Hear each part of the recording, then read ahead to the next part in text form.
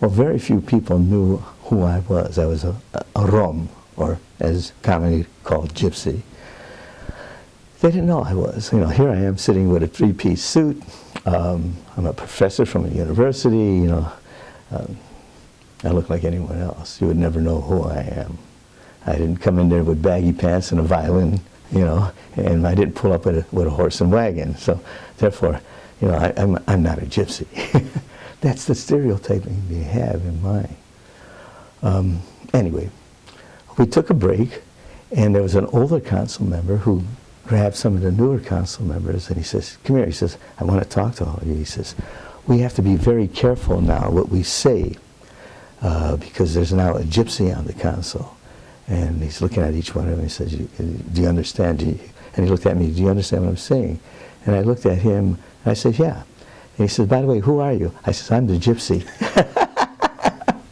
His eyes opened up this wide. His name was Julie Schatz, by the way, and he was an awfully nice guy. And he felt so embarrassed, and he tried on the council to be very nice to me all the time, and try to look at things from a different perspective, because I called him right on it like that.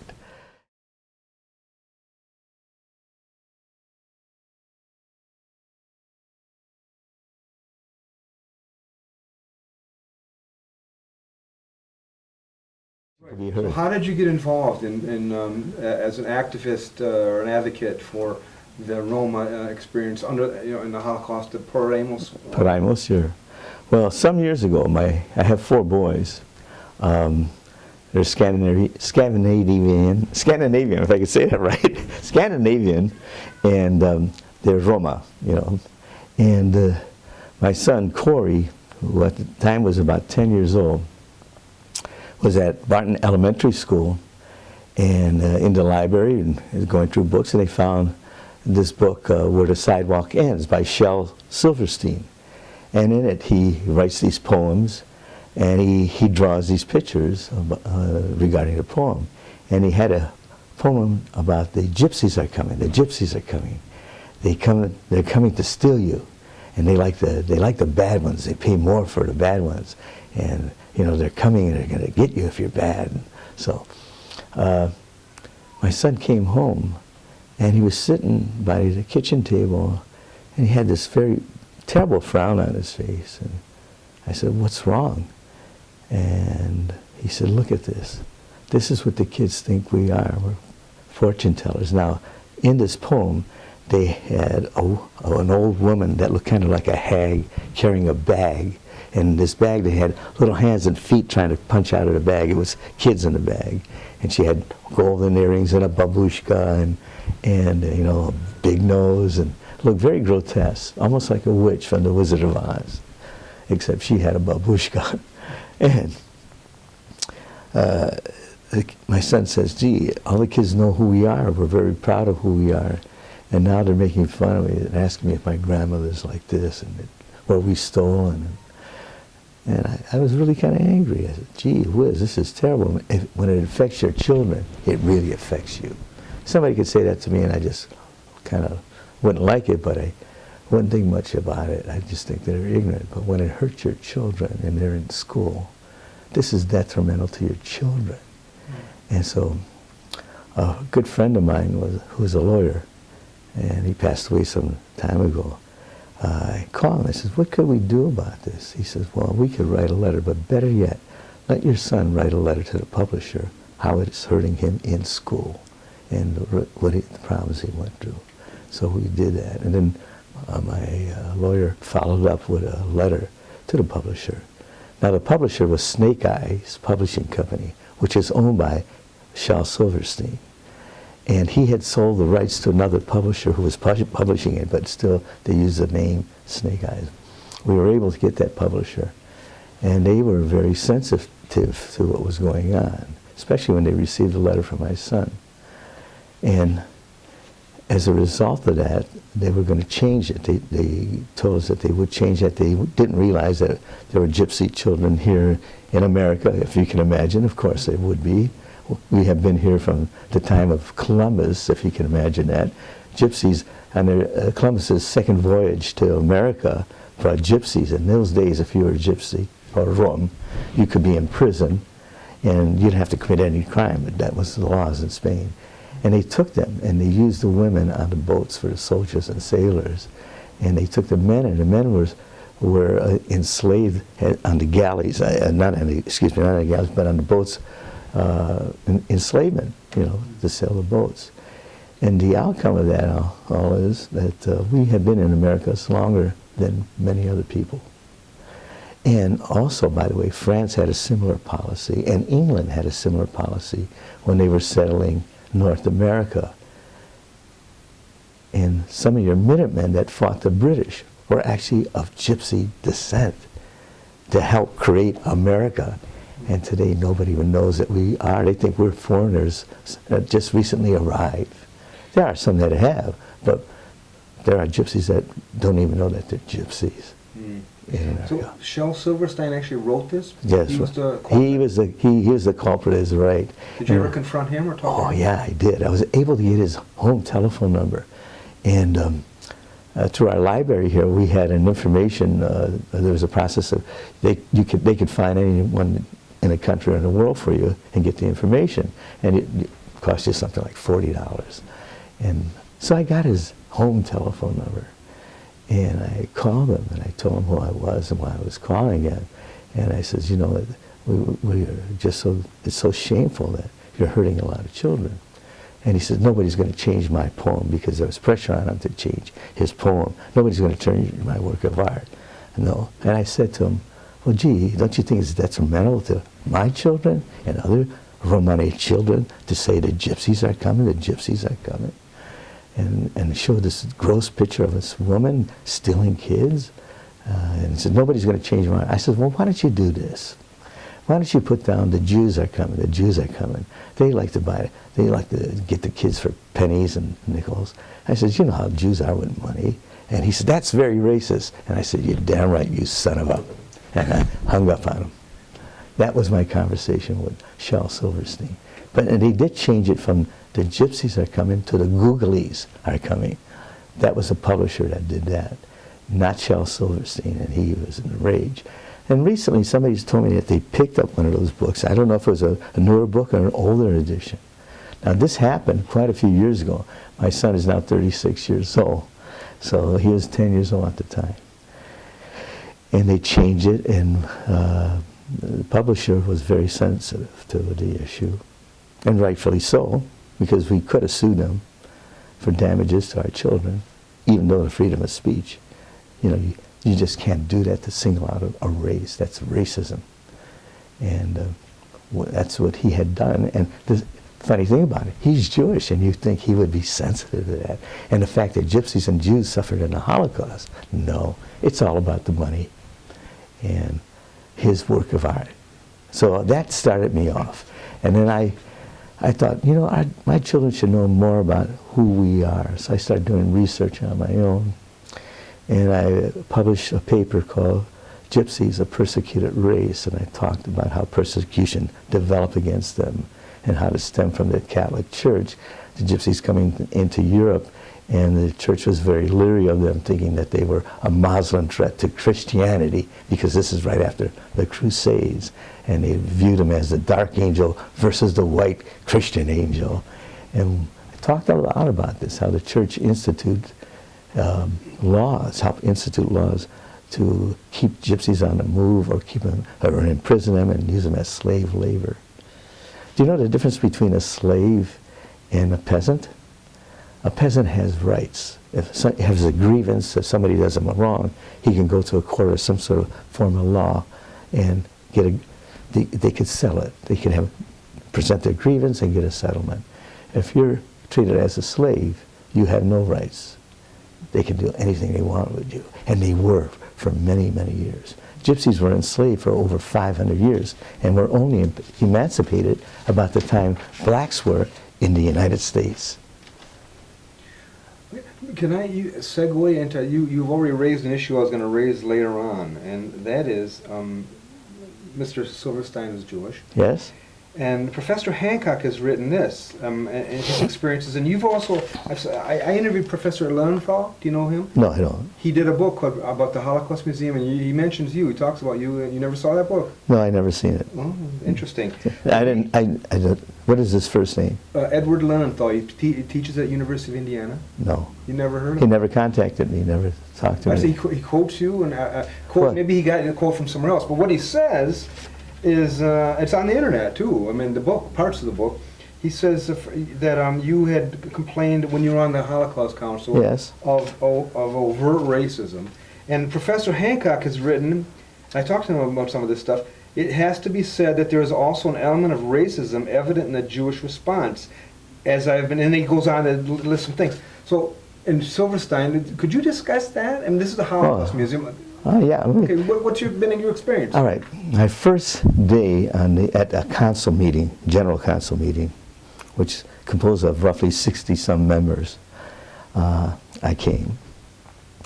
And the morning we're there, and everyone has their name we sit in a sort of a semicircle, and we have our names on a card saying who we are, Mr. Duna, so-and-so, Kitty Dukakis, William Duna, Kitty, and they're all set up alphabetically. And Kitty Dukakis would sit next to me, and often we would talk and chat and one thing or another. Well, very few people knew who I was. I was a Rom, or as commonly called Gypsy. They didn't know I was. Here I am sitting with a three-piece suit. I'm a professor from a university. I look like anyone else. You would never know who I am. I didn't come in there with baggy pants and a violin, and I didn't pull up with a horse and wagon. So, therefore, I'm not a gypsy. That's the stereotyping they have in mind.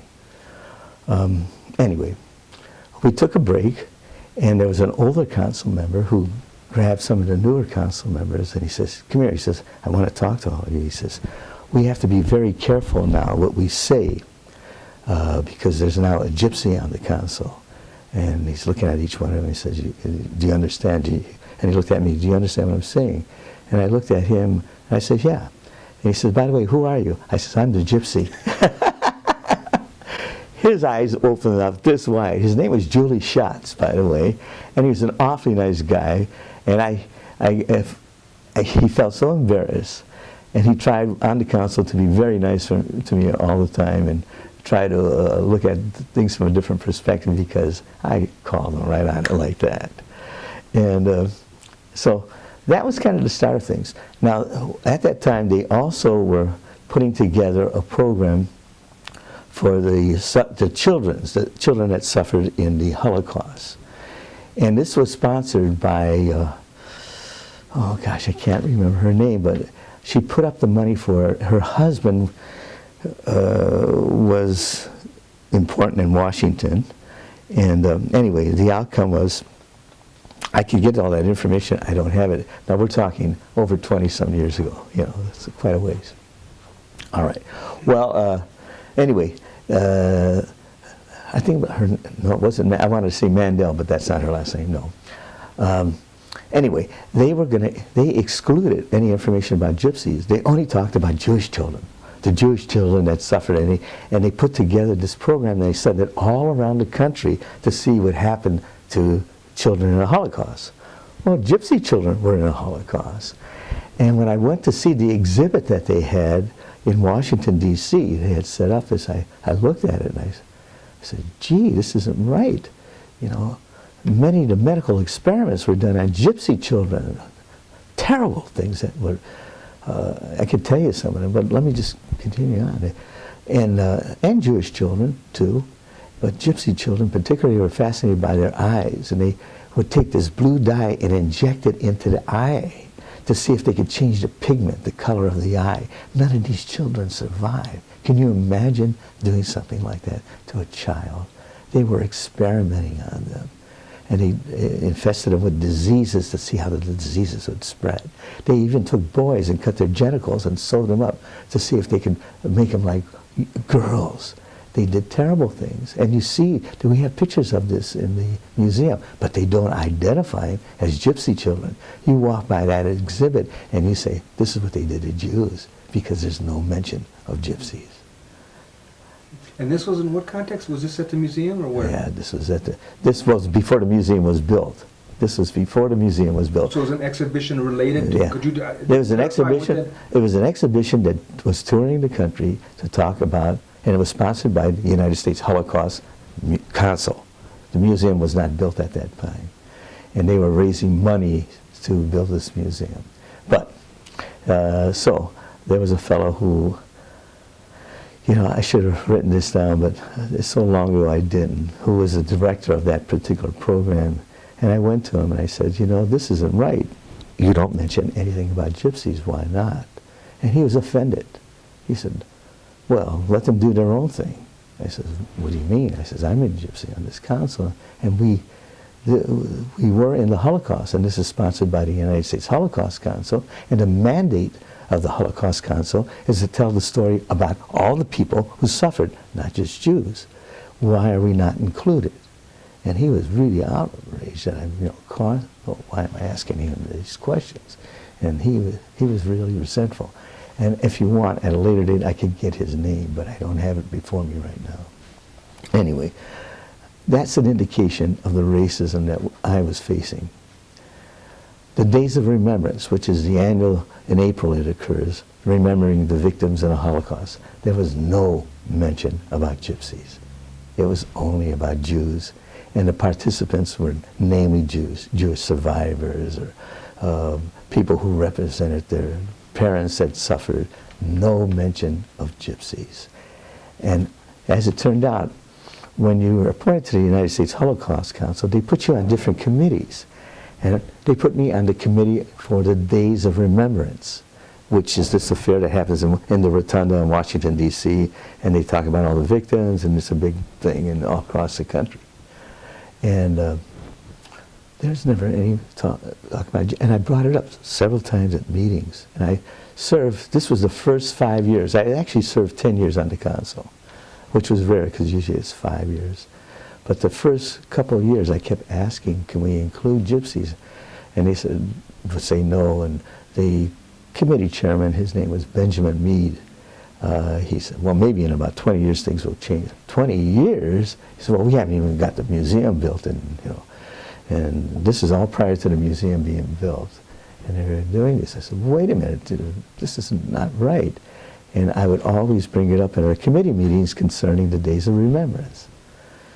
Well, as it turned out, which is my third year, I believe it was my third year there, and we were planning for the fourth year, I said to Benjamin Mead at a meeting, I says,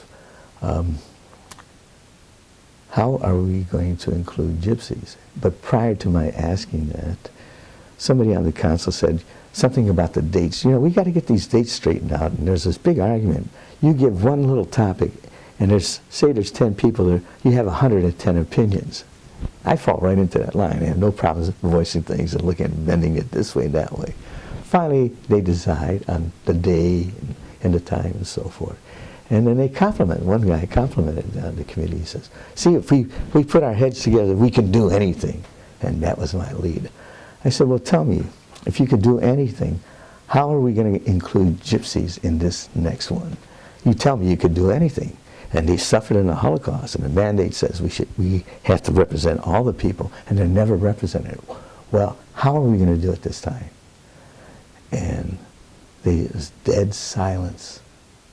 Benjamin Mead looked at me as angry as can be. And anyway, I says, I'll tell you what, we're going to do something this year, this coming year, on the including gypsies. I says, it's imperative that we do. And I had a video of my family in Chicago for our own Day of Remembrance at our local church, Catholic church, for all Catholic and my family. And there was something like maybe 300, 400 people that came for that. And many of them were Roma. There were Poles who suffered in the Holocaust that showed up there. It got not a lot of notoriety.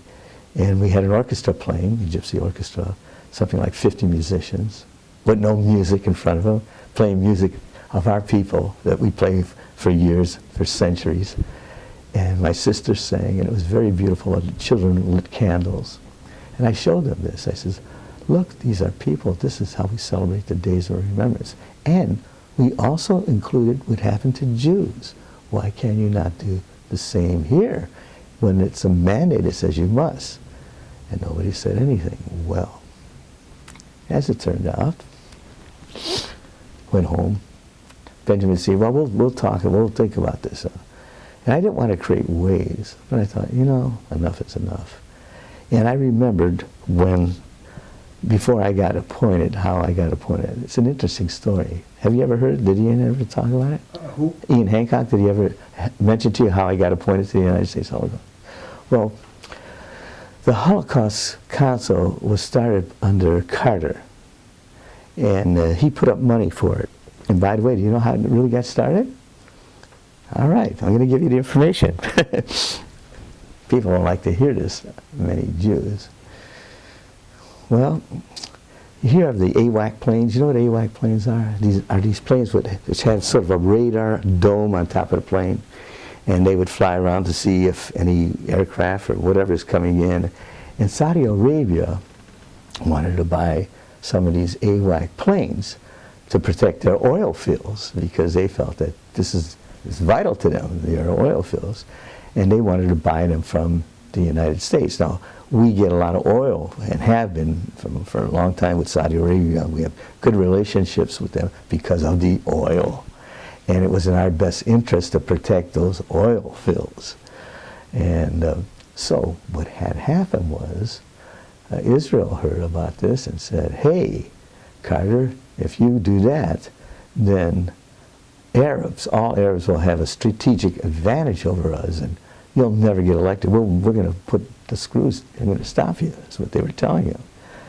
So Carter was caught between a rock and a hard place, because our economy was not very good. And I don't remember who made those planes, if it was General Dynamics or one of those big companies.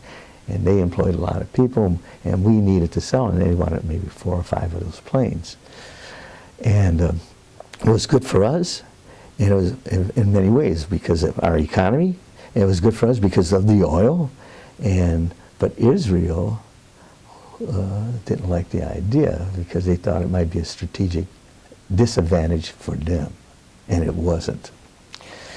Well, the way it worked out, because we get oil from Carter, from the Saudi Arabia, excuse me, Carter was getting oil.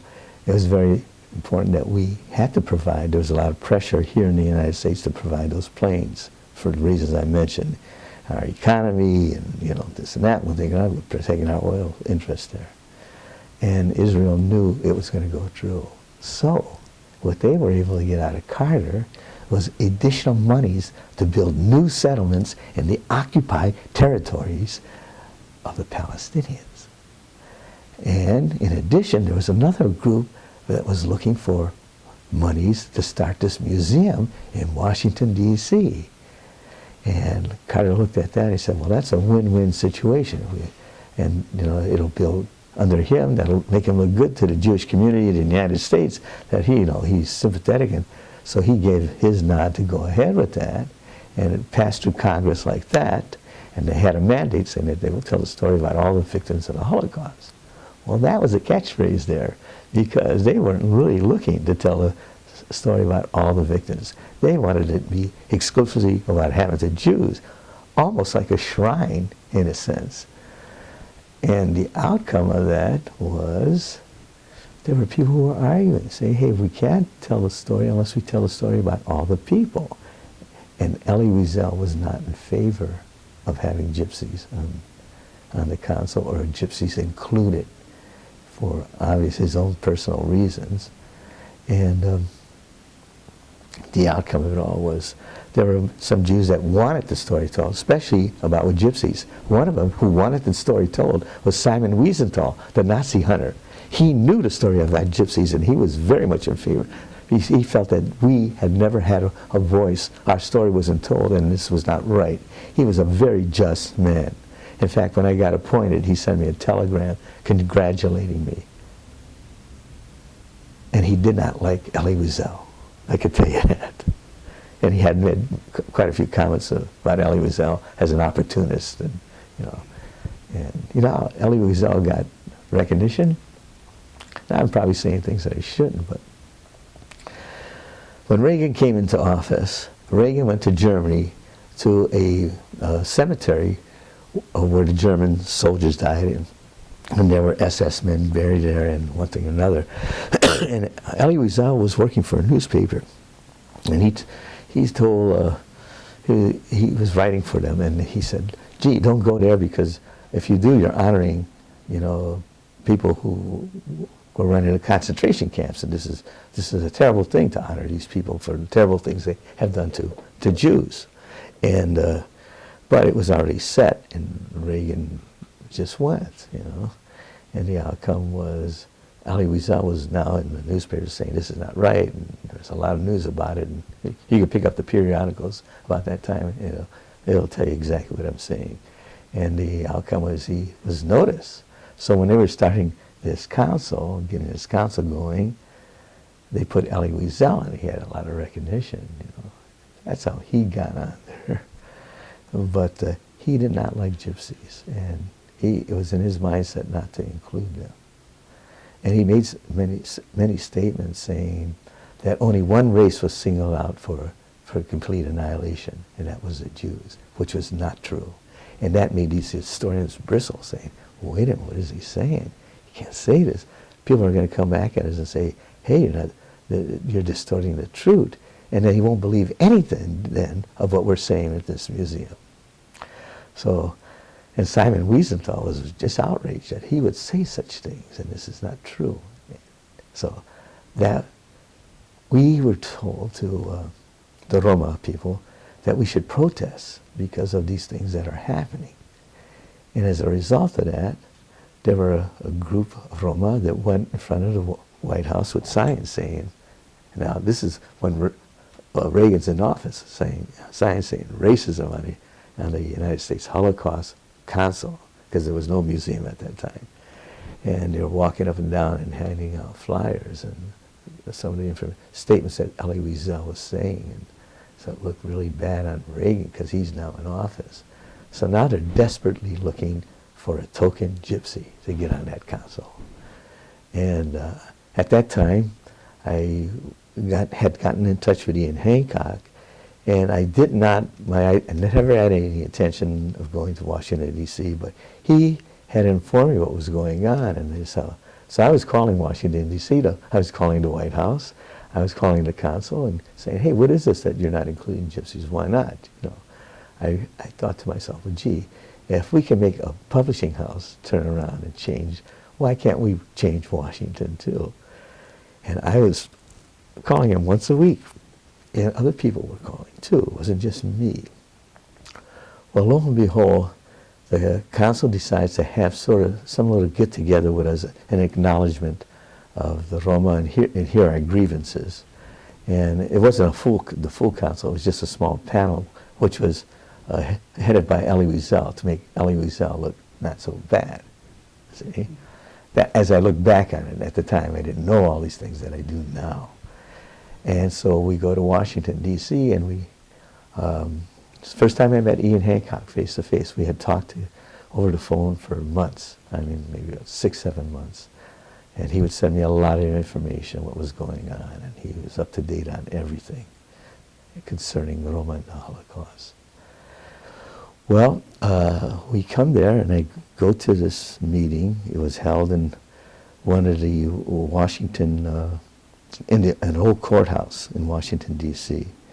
And the panel sat up, and just like a group of judges, and we were in the audience, and they're talking and they're remembering the gypsies, and they had some sort of sand that was representing dust, and they had some water, pouring water over the sand to remember, the gypsies that died, and it was just a ceremony, more or less. And at that time, I was there, and for the first couple of days I was there, I was talking to a lot of people that had come from across the country, and I was listening to what they're saying, and I was saying, this should be done, and that should be done, and this. And they looked at me and said, well, why don't you do it? And I says, no, He said, I'm a teacher, a professor. I said, I don't have time. You know, my business, and I book music, and I teach, and I play, you know, and then publish teaching material and all this stuff. And I said, I'm running around the country as it is. And I said, there's no way. And they kept pushing me, and then I guess because of my credentials, who I am, you know, an educator, you know, publishing music, and known in the community where I live. I know a lot of high-profile people. The Pillsbury family, I know them. Stan Hubbard, who owns KSTP, I know the family. I've done a lot of business with them. Many different people here in the Twins, high-profile people. I know them because of what I've done in the past. And I played for the Republican parties, I did many of their parties, I did the Democratic parties, and you know, we'd have bands and all that business. I was very active in the entertainment business for a number of years. And so, like I say, you get to meet many people from all walks of life. And they helped me too. They, many of them wrote letters on my behalf. I said, well, anyway, so I said to this group, let's step back. In Washington, D.C., my first time there, they said, well, we want you. And I said, well, I'll tell you what, if you can't get anybody else, maybe I'll consider it. That was the wrong thing, because they already, right from there, they said, well, he's going to do it. And they were on me, and I said, all right, I'll do it. I'll try it and see. I said, I don't really know much about the political end. I'm not really a politician. And it's true, I'm not. I say what I, just as you can hear me saying things that are very controversial, if this is the truth and this is what I see, I'm going to tell you.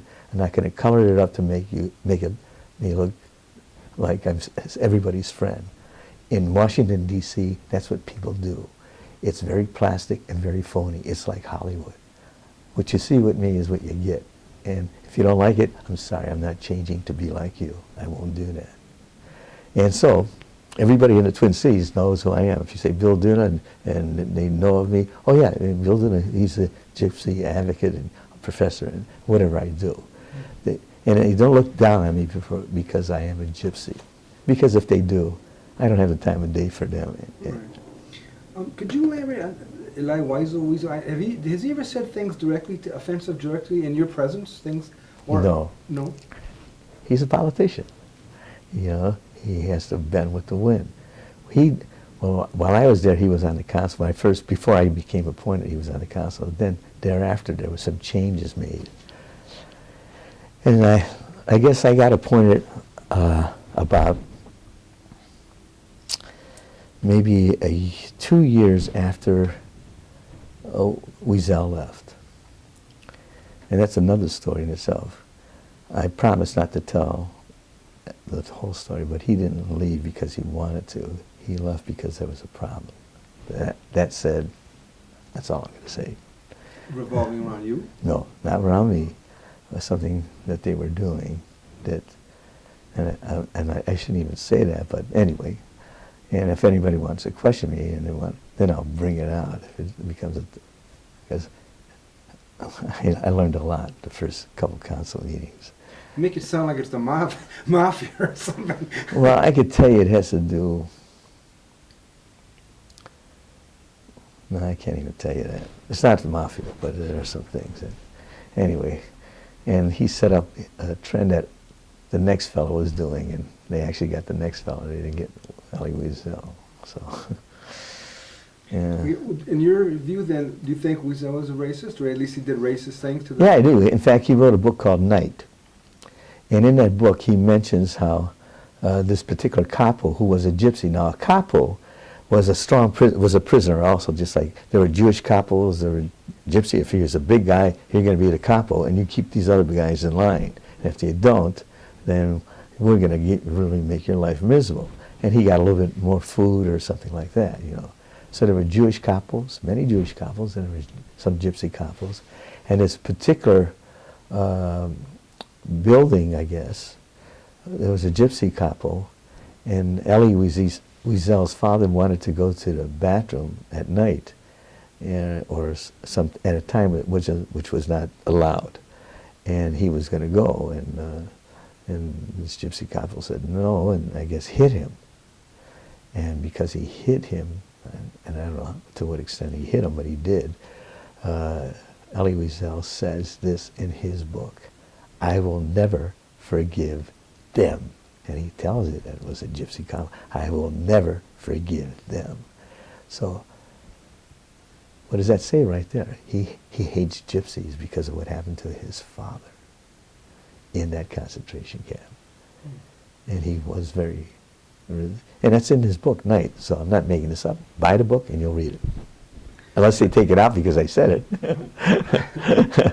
How much of, you don't hear very much, hear about Jewish couples and Poles collaborated, I'm sure some gypsies collaborated, but you never hear those darker sides of this whole Holocaust. Could you discuss that? Yeah, there were doctors who were doing medical experiments on the gypsies who were Jewish doctors. There's quite a few Jewish doctors.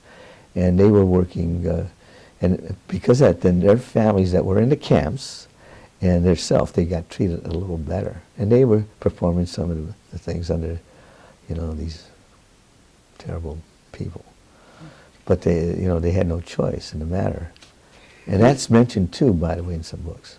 And by the way, even before the Nazis come into power, there's a book written, it's called Murder Science by Bruno Mueller.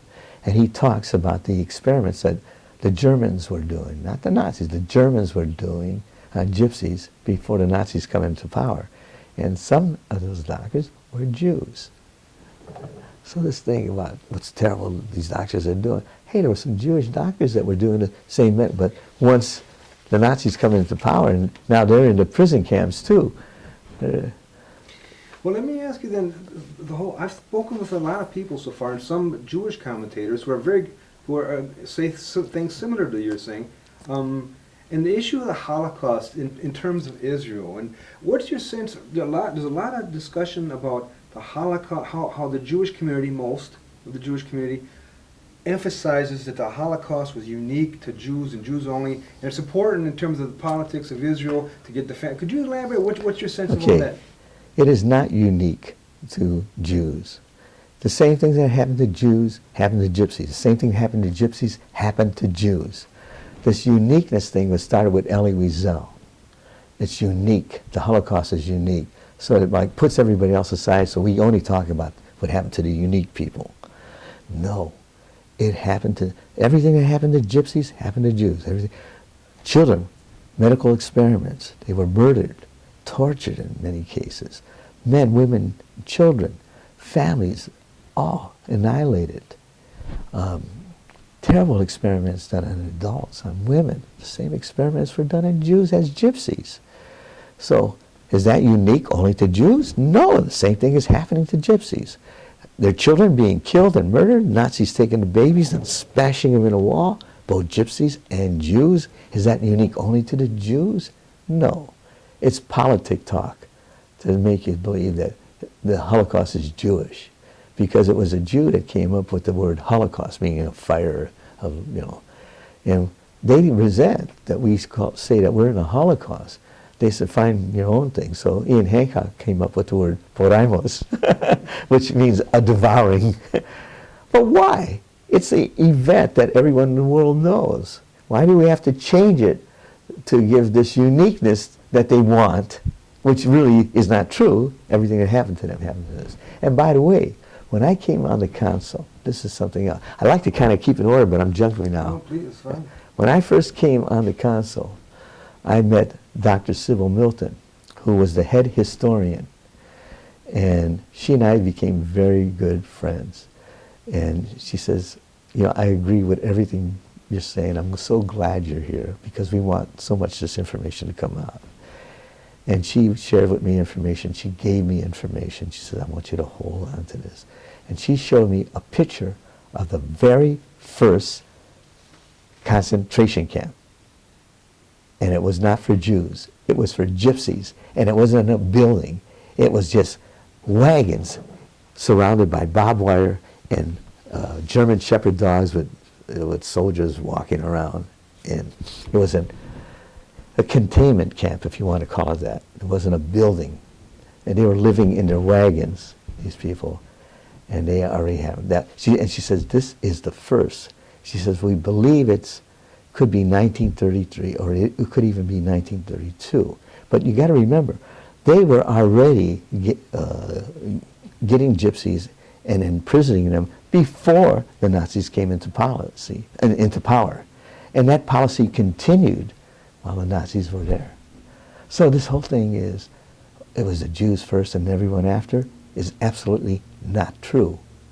But nobody questioned it.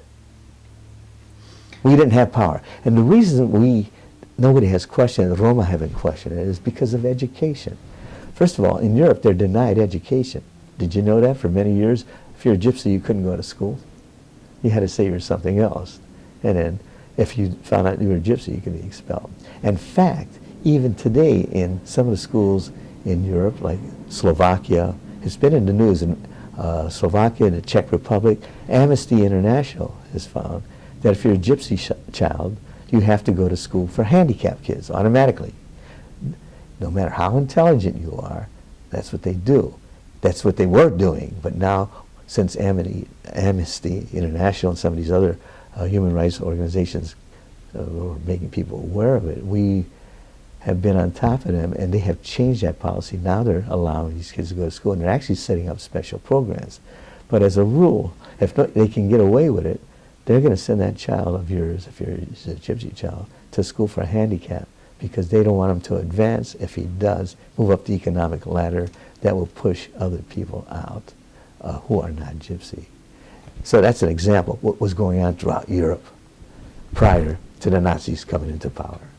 What's your take on the Holocaust? Is everywhere. There's tons of movies, there's books, on and on. It's like an avalanche from every direction, and you never hear about gypsies. It's zero. What's your take on all that? I feel very offended. You know, here gypsies suffer the same way as Jews, and they don't mention. What they want to do is build a shrine to Jews, and in so doing, people will not know anything about us, and they'll think that it only happened to Jews. It did not only happen to Jews. In fact, when I first came on the council, I had a meeting with Dr. Sybil Milton and a few other people there. I can't remember their names right off the top of my head. And they said, hey, as far as race, they were doing the same thing with blacks. There were only a handful of blacks in Germany, and they took them too. And some of the German soldiers in North Africa, they had black children. They were fooling around with women there, and as a result, they had some of these biracial children. They took those children and they eliminated them too. So this whole thing is, it's racism towards Jews. It was racism to a lot of people too. And Orientals did not fare very well either, by the way. So all these factors are not mentioned. Could you discuss then the Jewish influence on this council towards their... Yeah, 90% of the people on the council are Jewish. You have a token priest, and you have a token, I don't know if John Pawlowski's still on there, but he was for a long time. In fact, I think he was there a longer time than I was. I was served 10 years, he may have served maybe 15 or 20. He may have died for all I know. But he was a very compliant guy and knew how to be political and, you know, be the plastic phony type thing that they wanted. They wanted somebody there to look good, like we have a priest on this council.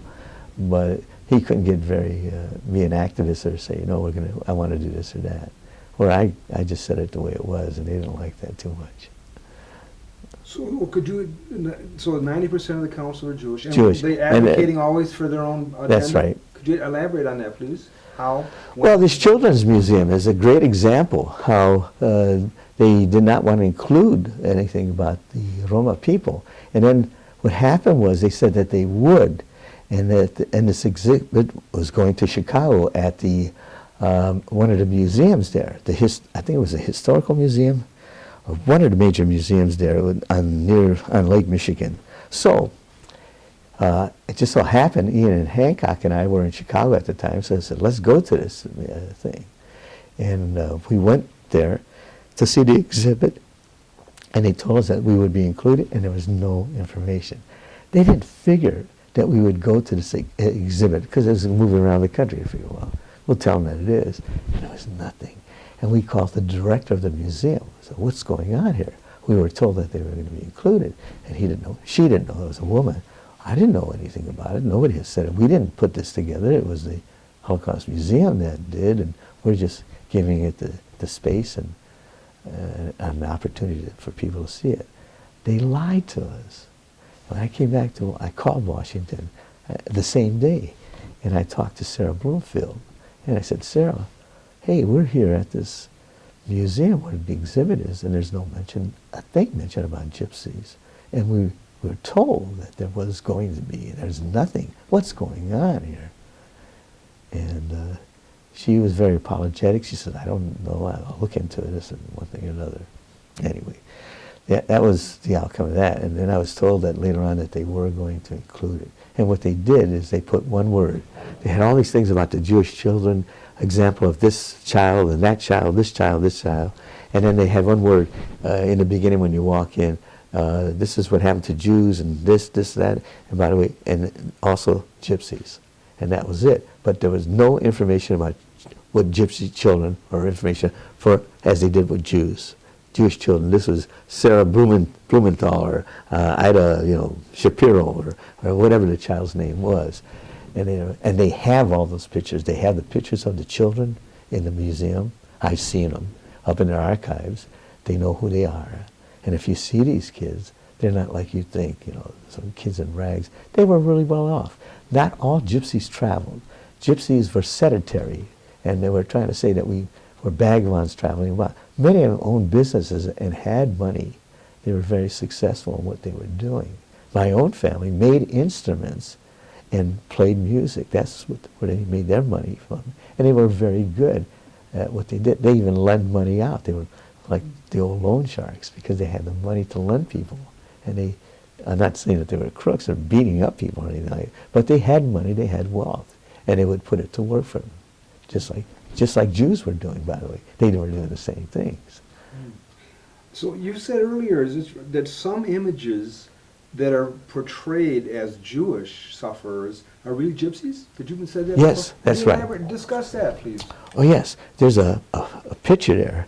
It's quite well known because people have seen it, of these kids that look like skeletons. They're identical twins. And it's a picture, that is a picture of gypsy children. And when you see it, you assume that it's of Jewish children. They don't identify it as gypsy children, and they don't identify it as Jewish children. What they do is, everything else around is talking about Jews, so now you see this picture, and you assume this is about Jews. Slick, huh? Yeah. Well, that's what there's famous images I've seen where there's all these piles of bodies being pushed away, bulldozed, and I always wondered, I'm sure there's Jews in that pile, but is every single one? Could there be gypsies? Could there be anybody? Yes, there were. What's your knowledge of that? Well, let me give you an example. When the Soviet Union, when the communism fell out of favor, whatever, still communism, I think, but when Gorbachev, was president, he opened up his archives, and we were able to get information that we didn't have before. And there was this one mass grave that the Russians had documents about, where 50% of the people were Jews and 50% of them were gypsies in Russia. And this was a mass grave, and they had the documents, and they sent them to the Holocaust Museum. In fact, the Holocaust Museum was going to put up something about it, and they did. But prior to that, out comes a statement from one of the, I think it was the New York Times, all about this Babi Yar. It was called Babi Yar, the gravesite. And they put this big headlines over something like a million or 2 million or 200,000, whatever the number was, Jews were buried in Babi Yar. Not one mention of gypsies. This is not going on only with the Holocaust Museum. This is going on by, I don't know who, but it's like a movement. Don't talk about them. Only talk about Jews. This is not right. People, Americans, whoever's looking at that information is getting this distorted view that this was only the Jews that suffered. It wasn't. So that's one example. And that's a carryover into the Holocaust Museum. Because They don't want to talk about us. They have programs, television monitors, where you touch the screen and it'll show you particular areas and give you a history about what happened. Well, they do have information about gypsies, but here's the information they have. They mention these towns or villages, and then you punch it, and up comes nothing. Yes, gypsies, we have some, and they have these names in the catalog. Yeah, the gypsies, and you punch it up, and you go a little further, you want to find more information, nothing, nothing. What's going on here? Why is it so? Well, I'll tell you why it's so, because there's nobody to be on top and say, hey, this isn't right. There's no council member to say, hey, this isn't right. This is wrong. We should get that information in. Okay, is there, in the politics of all this, the Jewish politics, is there an intimidation factor? Is there are people, Polakowski say, are people intimidated into? Oh, yeah. Could you discuss the intimidation factor? Oh, yeah. I was intimidated when I first got, but I bit right back. You know, what had happened, this is an interesting story. You know, really, I could write 10 books on all this stuff. There's a lot of stories, and I just want to keep things in some sort of order for you, but this one comes to mind. There were gypsies in Germany who the Germans were deporting, and they had been in Germany from the time of the Second World War ending. They did not have papers or even knowledge of where they had lived, some of these younger people than other adults or anything about it. No, so they were trying to get rid of them. So what they did, the authorities, the German government was trying to just deport them. What they did is they took a former concentration camp, they went in there and they moved into this concentration camp, and they said, we're not going to leave until we become citizens. And many of these church groups, Christian groups like Protestants or whatever, they surrounded the Roma people in this camp to prevent the German government from coming at them, you know, really hurting them and doing anything terrible to them.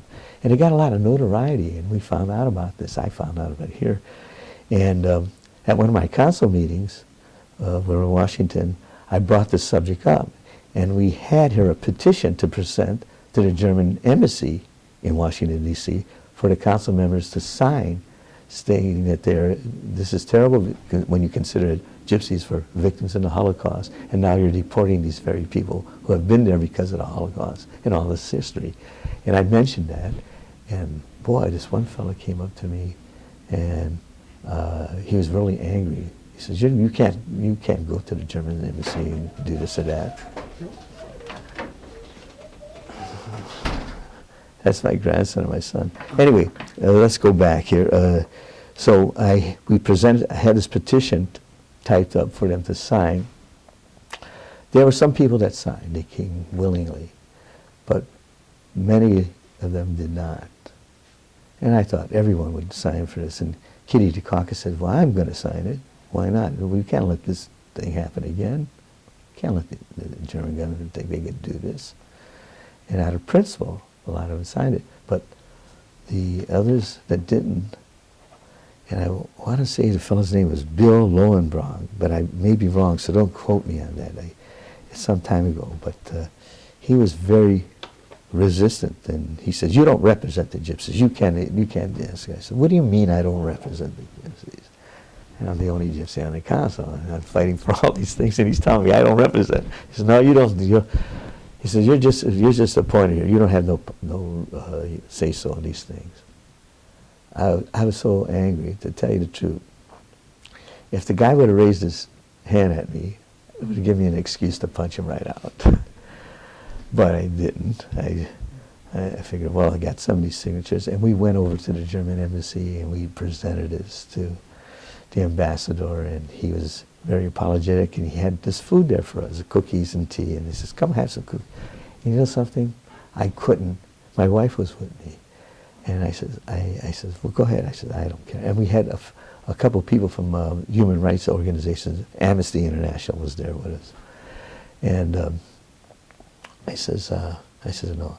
I could not sit there, psychologically, and break bread, in a sense. If it was a cookie or bread, it doesn't make a difference.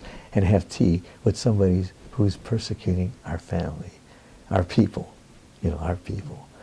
I just didn't see it. And I know he felt that, because I said, no, thank you. And I was very polite, but yet I was resistant. And my wife kept kicking me, have something. No, I couldn't. And the outcome of that was they kept all those people. Now, I'm telling you a story that people in Europe don't even know what we did, because we put pressure here in Washington, D.C., talked to the ambassador at the time. He was a young fellow, an awfully nice guy. And we presented this paper, this petition, formal petition, because we can't tell another country what to do. It has to go to the State Department. But we went to the ambassador and presented this, what we felt was wrong. And he was very sensitive to the issue, and I think that helped, because then what we heard in the next couple of days was that these people would be kept there, that they would not deport them. But they weren't willing to take any new people on at any time, And so that's one thing that I had done, and anyway. So how did you function within this council that was pretty much Jewish-centered and really didn't want you there? Could you discuss that? Well, it's interesting you say that. There were some people that liked me there, and they were really good. One fellow's name was Bob Horn, and I should tell you about this particular incident. Prior to my coming onto the council, the United States Holocaust Council hired Gabriel Tanauer, who was a historian, to go out and do research about what happened to gypsies, because there were so many people calling in and saying, hey, how come gypsies aren't included on this thing? So she goes out, and she didn't know much about gypsies prior to this, and she discovers all of this information, and she writes this report for the Holocaust Museum, and she presents it to them. Well, there was only like a couple copies that the Holocaust Museum printed up. And I says, I want one of those copies, and they wouldn't give me one. But Gabriel Tanauer gave me one.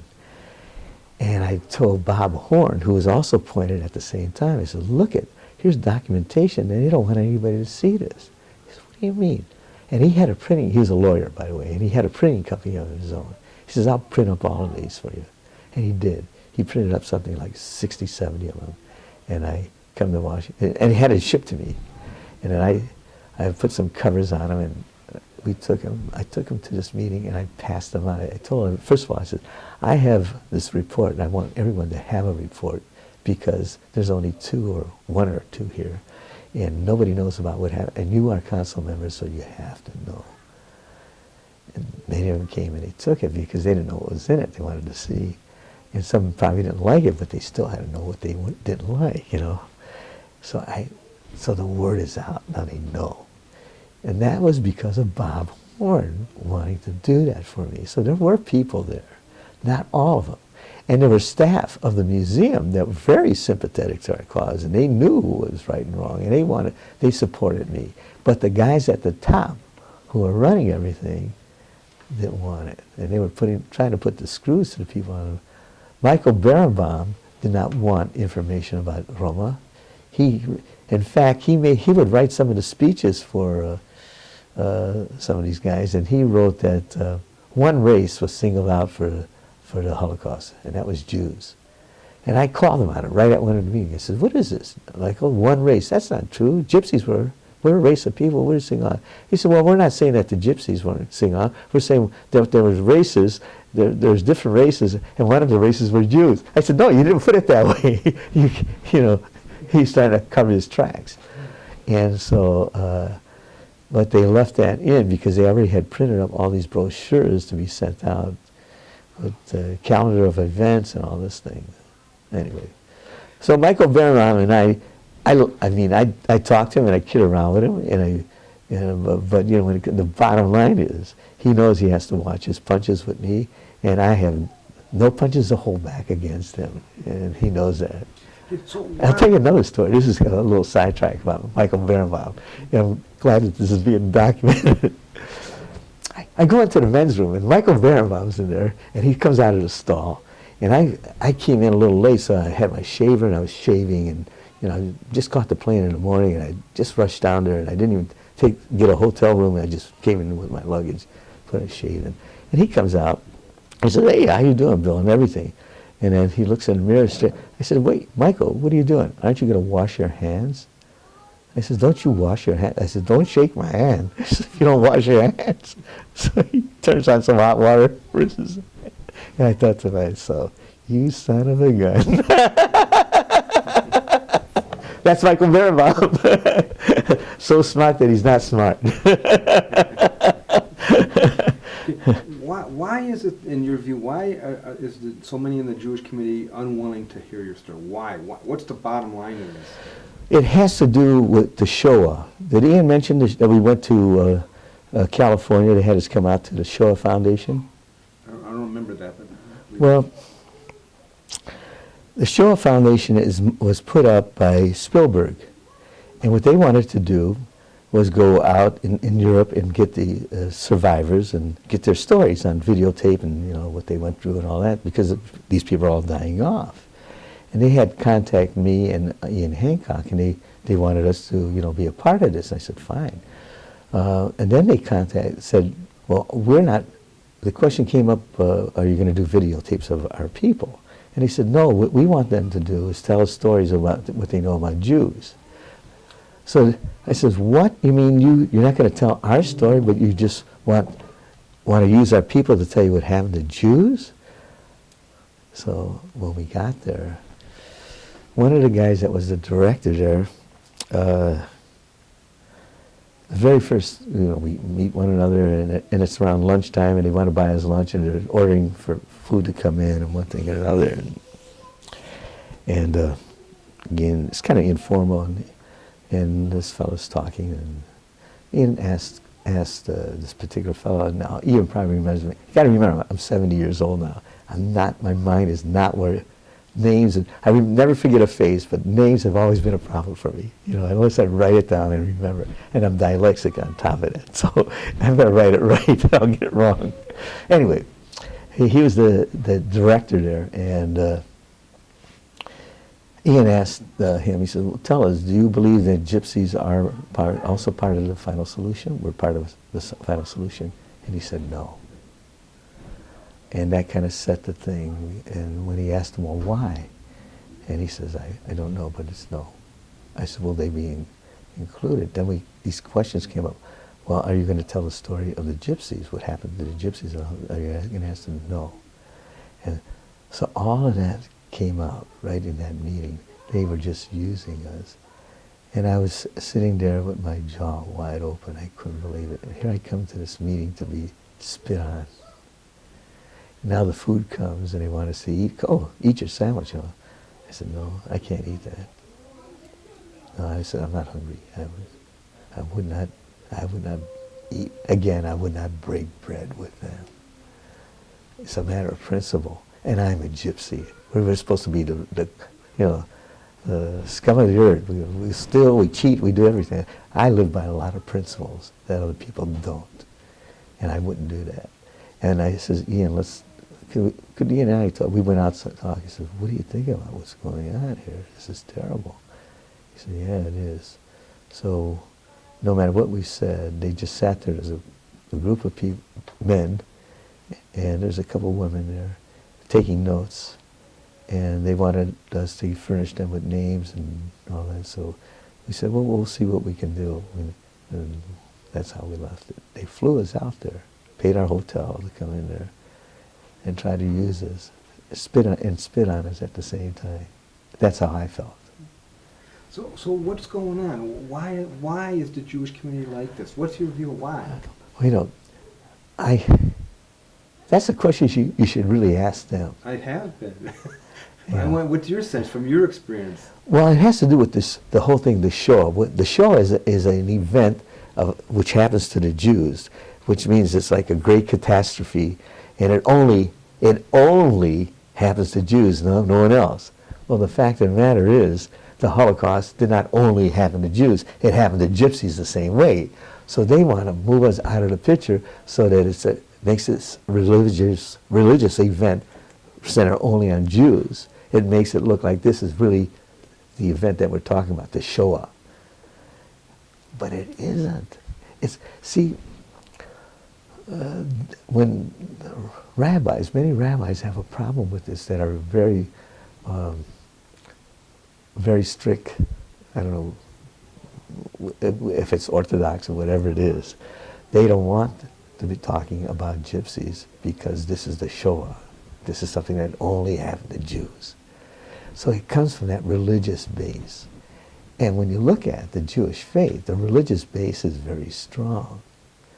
And so if they say this is the way it is, this is the way it is, but there's other people, Jews are very independent thinkers. Many were very well educated. So wait a minute, this isn't the way it is. So we come across people who are in conflict with that and who are always willing to go along with it. But that's one of the factors. Now another factor that nobody talks about has to do with the money after the Second World War. I spoke at the 50th reunion, so-called 50th reunion. Every time they have a reunion, it's the 50th reunion of the Nuremberg prosecutors. There I was able to talk to the prosecutors and find out what actually happened at those trials. There was one fellow who got up, his name was Ben Ferez. He was a lawyer, an American lawyer, and he was part of the team of prosecutors. And by the way, 20% of the prosecutors at the Nuremberg trials were Jews, either English Jews or American Jews. I don't know if the French had lawyers there also, they may have. But I was told by one of the former prosecutors that, yeah, the 20% are of Jewish faith. I was told by him. So, yes, a pretty good percentage. Well, at the trials, and you could see this if you pick up, there's a transcription of these trials. When they ask a question about what was done to people, they would say, what did you do to Jews in this particular instance? And then the person on trial would say, well, we did this to Jews, we also did that to gypsies. That's how information came in about the gypsies. They weren't asking specifically what happened to all the people. It was just primarily Jews. And I think there might have been a consensus beforehand to do this, because when you come right down to it, it really was a showboat trial. That's what it really was all about, to show the world what we do to people who persecute people in concentration camps, and namely the Jews. And it has to do with power. Jews have a lot of power. They do. They have because they're all together. They come together and they work as a unit, and we have forces. We don't have that. Gypsies don't have now the education, the knowledge, the power structure, the money base that other people have. And so they were able to get their message out. And Ben Ferez is the one who prosecuted the wartime criminals. And there was one guy, there was also a group of people who were actually indicted and got off the hook. And they went to a civil court rather than to a military court. These were the people who owned these companies that were making war materials for Germans, for German government, and they had prisoners working as in these factories as slave labor. They all got off scot-free. Only one guy went to jail for 2 years, and then he was out. And the reason why, one of the former American soldiers who was part of this team, he wasn't a prosecutor, but he did like a lot of the administrative work, told me, he says, the reason that was, it was a set-up deal.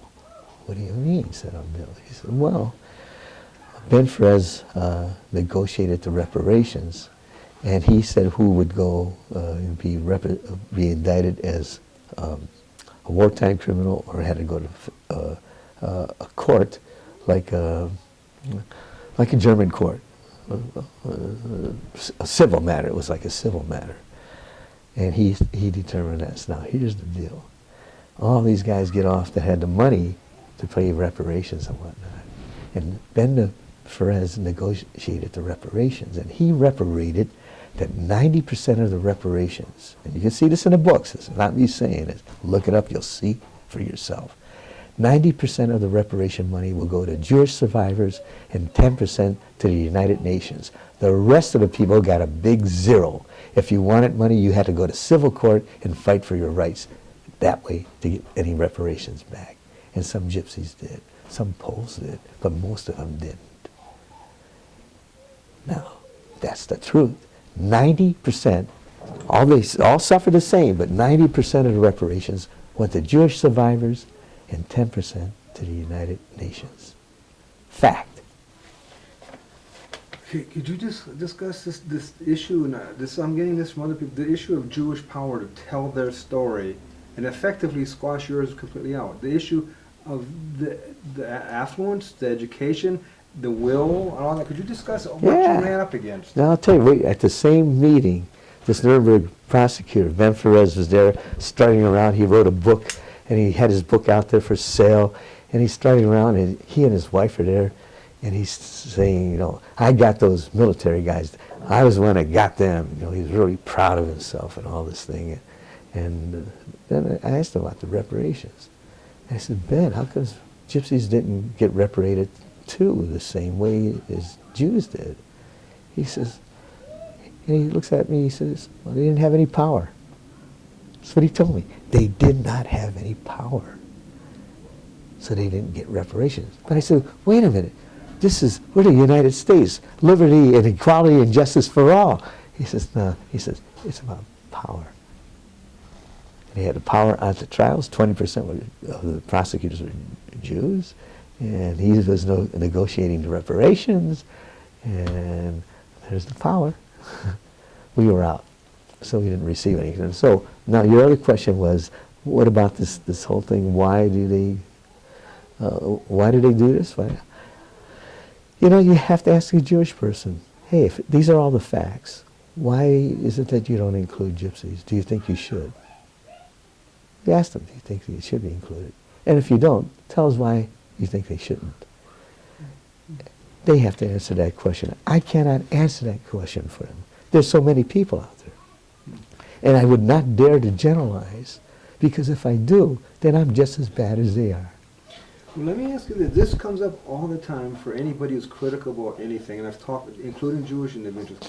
Have you ever been caught anti-Semitic by anybody? No. In fact, wait a minute, I was. At that Nuremberg reunion, when I said that, Ben Perez's wife said, that's anti-Semitic. I says, that's not anti-Semitic, but from the way you say it, I says, that's anti-Gypsyism. Isn't it? You know, that's what I said. It's anti-Gypsy. We need to receive reparations. Why? Only Jews. Because I said, only Jews receive? That's not right. She says, you're anti-Semitic. I said, no, that's anti-Gypsyism, because we suffered the same way. So I was called that by her, there, in front of everyone. Is Ben Perez, is he Jewish? Ben Perez is Jewish. He is Jewish. Yeah, and he was a professor for many years after. And I don't know.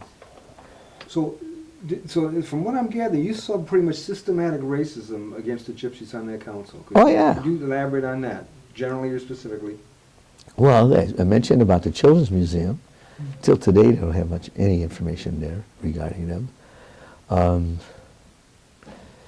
The exhibits, you know, they're not specific of who we are. There's a couple that are. When you first come in, they talk about the gypsy children on the 3rd floor. There's a wagon and there's a violin there, and they have these videotapes, and the videotapes are of gypsy children, and you see them in the concentration camps, and that's about all that I read. That's it. And then there's some mentions. There used to be a mention about Babi Yar, and that they were gypsies and Jews. Somebody was there recently and I asked them about it. They said they didn't see anything regarding Babi Yar where gypsies were included. They said they didn't see, and they talk about Babi Yar. There's the monitors where you can go, and it's an information center. It was put together by, I think, the Wexler Corporation, which is owned by a Jewish family, and they provided all the TVs, and they probably have updated them in one thing or another. Next to nothing information about gypsies in there. The Days of Remembrance, prior to my coming on, no mention of gypsies at all. and much of the literature that they would put out, it was focused that Jews were the only race singled out, as I mentioned. And that somehow was a distortion. That was a direct distortion. I remember sitting at one meeting, and they were showing a clip that was going to be going out in the news of all these bodies. And like you said, you see bodies on wagons and ditches and all this. And they mentioned Poles, they mentioned Russians, they mentioned homosexuals, Jehovah's Witnesses, and there was no mention of gypsies. And I mentioned to Miles Lehrman, who I didn't want to, at that time I could see a lot of people who were very sad of seeing all these pictures. And I went to Miles Lehrman with Bob Horn. I says, you know, they mentioned everyone there but gypsies. Why? I said, this is not right. I said, now you know why we feel like there's racism? And Bob Horn was there. He said, this is not right. And I don't know if that publication ever went out, because I think Miles Lehrman was the guy who started raising money to build the museum, and he was excellent at it. He raised so much money. He was unbelievable, because they were running into a problem. They weren't raising enough money. And they asked Miles Lehrman, would you take over? He said, I'll take over, I'll do it, but I don't want anybody trying to go over my head or do with this. And we'll do it. And he put together a team, and they raised the money. Mostly Jewish money? No, money came from a lot of different organizations, yeah. Okay. And they're still raising money, and they have a lot of money. Now they get something like $24 million or $25 million a year from the federal government, but that's like peanuts compared to the money that they raise. So when I say every year, they raise more money than that 24 or 25. I would guess at this time they have at least $500 million. And that money's not just sitting there, that's working and earning interest, and they can do anything they want. Okay. In your view, is part of this Jewish centrism, is this propaganda, in your view? You know, if you talk to most Jews on the street today, tell them about gypsies and the Holocaust, they have heard about it, because there's more and more information coming out about it. And by the way, Drew University, did I mention that on here? That they were the first, and it was because of Jackie Blake. We did a conference there. They had a conference on what happened to gypsies, not Jews, not anybody else, but specifically gypsies, because they felt that they were left out. And that particular conference came about because of Ian Hancock and I going to Germany, and we were on a bus going to Sachsenhausen concentration camp, and the bus was full, and we had to sit in the back, and we sat in the back next to these two women who turned out to be professors at Drew University, and Jackie Blake was the head of the department.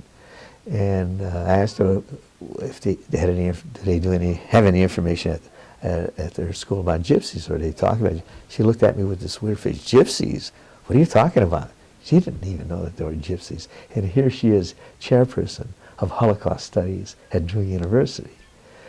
So when she started finding out more, and she called me and she says, you know, I keep seeing your face when you mentioned gypsies, and I said, we didn't have anything. And you kind of smiled, but you never said anything. You had a very unusual smile, and that smile has been haunting me. She says, we got together and we decided we want to do a conference on what happened to gypsies in the Holocaust. And they did, and it was really fantastic the way they did it. We brought in Dr. Sybil Milton to speak at it. We had videotapes, we had documentation, a lot of information that was on display for people to see. And there were quite a few people that came to it. So the word was getting out. And I have to honestly say, not because of the Holocaust Museum, namely, but because of efforts like Ian Hancock, who I think has done tremendous for the Roma people. And I have to say, my 10 years serving on the council, being persistent and arrogant, call me what you want, but telling it just the way it is, regardless if they liked it or not. And that's the way people really take notice of you. And so, you want something done, you got to speak up for it. Squeaky wheel gets the grease. That's it. Am I right in understanding that right now there's no Roma individual on the That's council? right. Could you elaborate on that? What's going on? Yeah, listen, I was appointed. I served 10 years, and then, interesting story. Here's how Ian Hancock got on the council. I went to one of my meetings, and to be honest with you, serving 10 years I didn't want to do it anymore, because I hated going to these meetings, being optimistic that things are going to change, and I'd come home and I would play everything back in my head. And it was very depressing, because some of the things that were said to me were not very nice. And I felt like the dirt of the earth because I was trying to do something right. And I knew it was right to do, but it was wearing me down, you know. It was so demeaning. And I've never been treated that way. As a musician, playing, performing, people applaud. They go, well, gee, you're fantastic. They enjoy your music, and you know, they compliment you, and it doesn't make a difference whether I'm red, green, blue, or yellow, or when my race is Jewish, Gypsy, you know, Italian, whatever. I never denied who I am, and if people don't accept me for who I am, I don't have the time of day for them. And that's how I felt. I had to be on this council and pretend I like these people because I have to work with them to get things done, and it was very demeaning to me. And I would come home and talk to Ian Hancock and tell him what I went through that day. And he was always encouraging, trying to pump me up, because at that time he could not become a council member. He was not an American citizen, but I was, and I could. And when he got married to an American woman here, that he was eligible. And I said, Ian, you know, 10 years is fine. He said, well, I'll go. And printed up a flyer because he wanted to become appointed. We thought maybe there'd be two of us on the council. They didn't want to hear about Ian Hancock.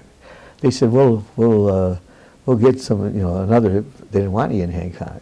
So we printed up, Ian Hancock had a flyer printed up about how they're discriminating, and we presented it to the council that there's racism on the council. They don't want Ian Hancock here and this and that. And I don't know if his name was actually mentioned, but they won't allow us to have another person on that, so something to that effect. And so Miles Lehrman and the director there, and I gave them to all the council members. Since I came, I just handed them out here. And they're all reading this thing. What? You know, kind of.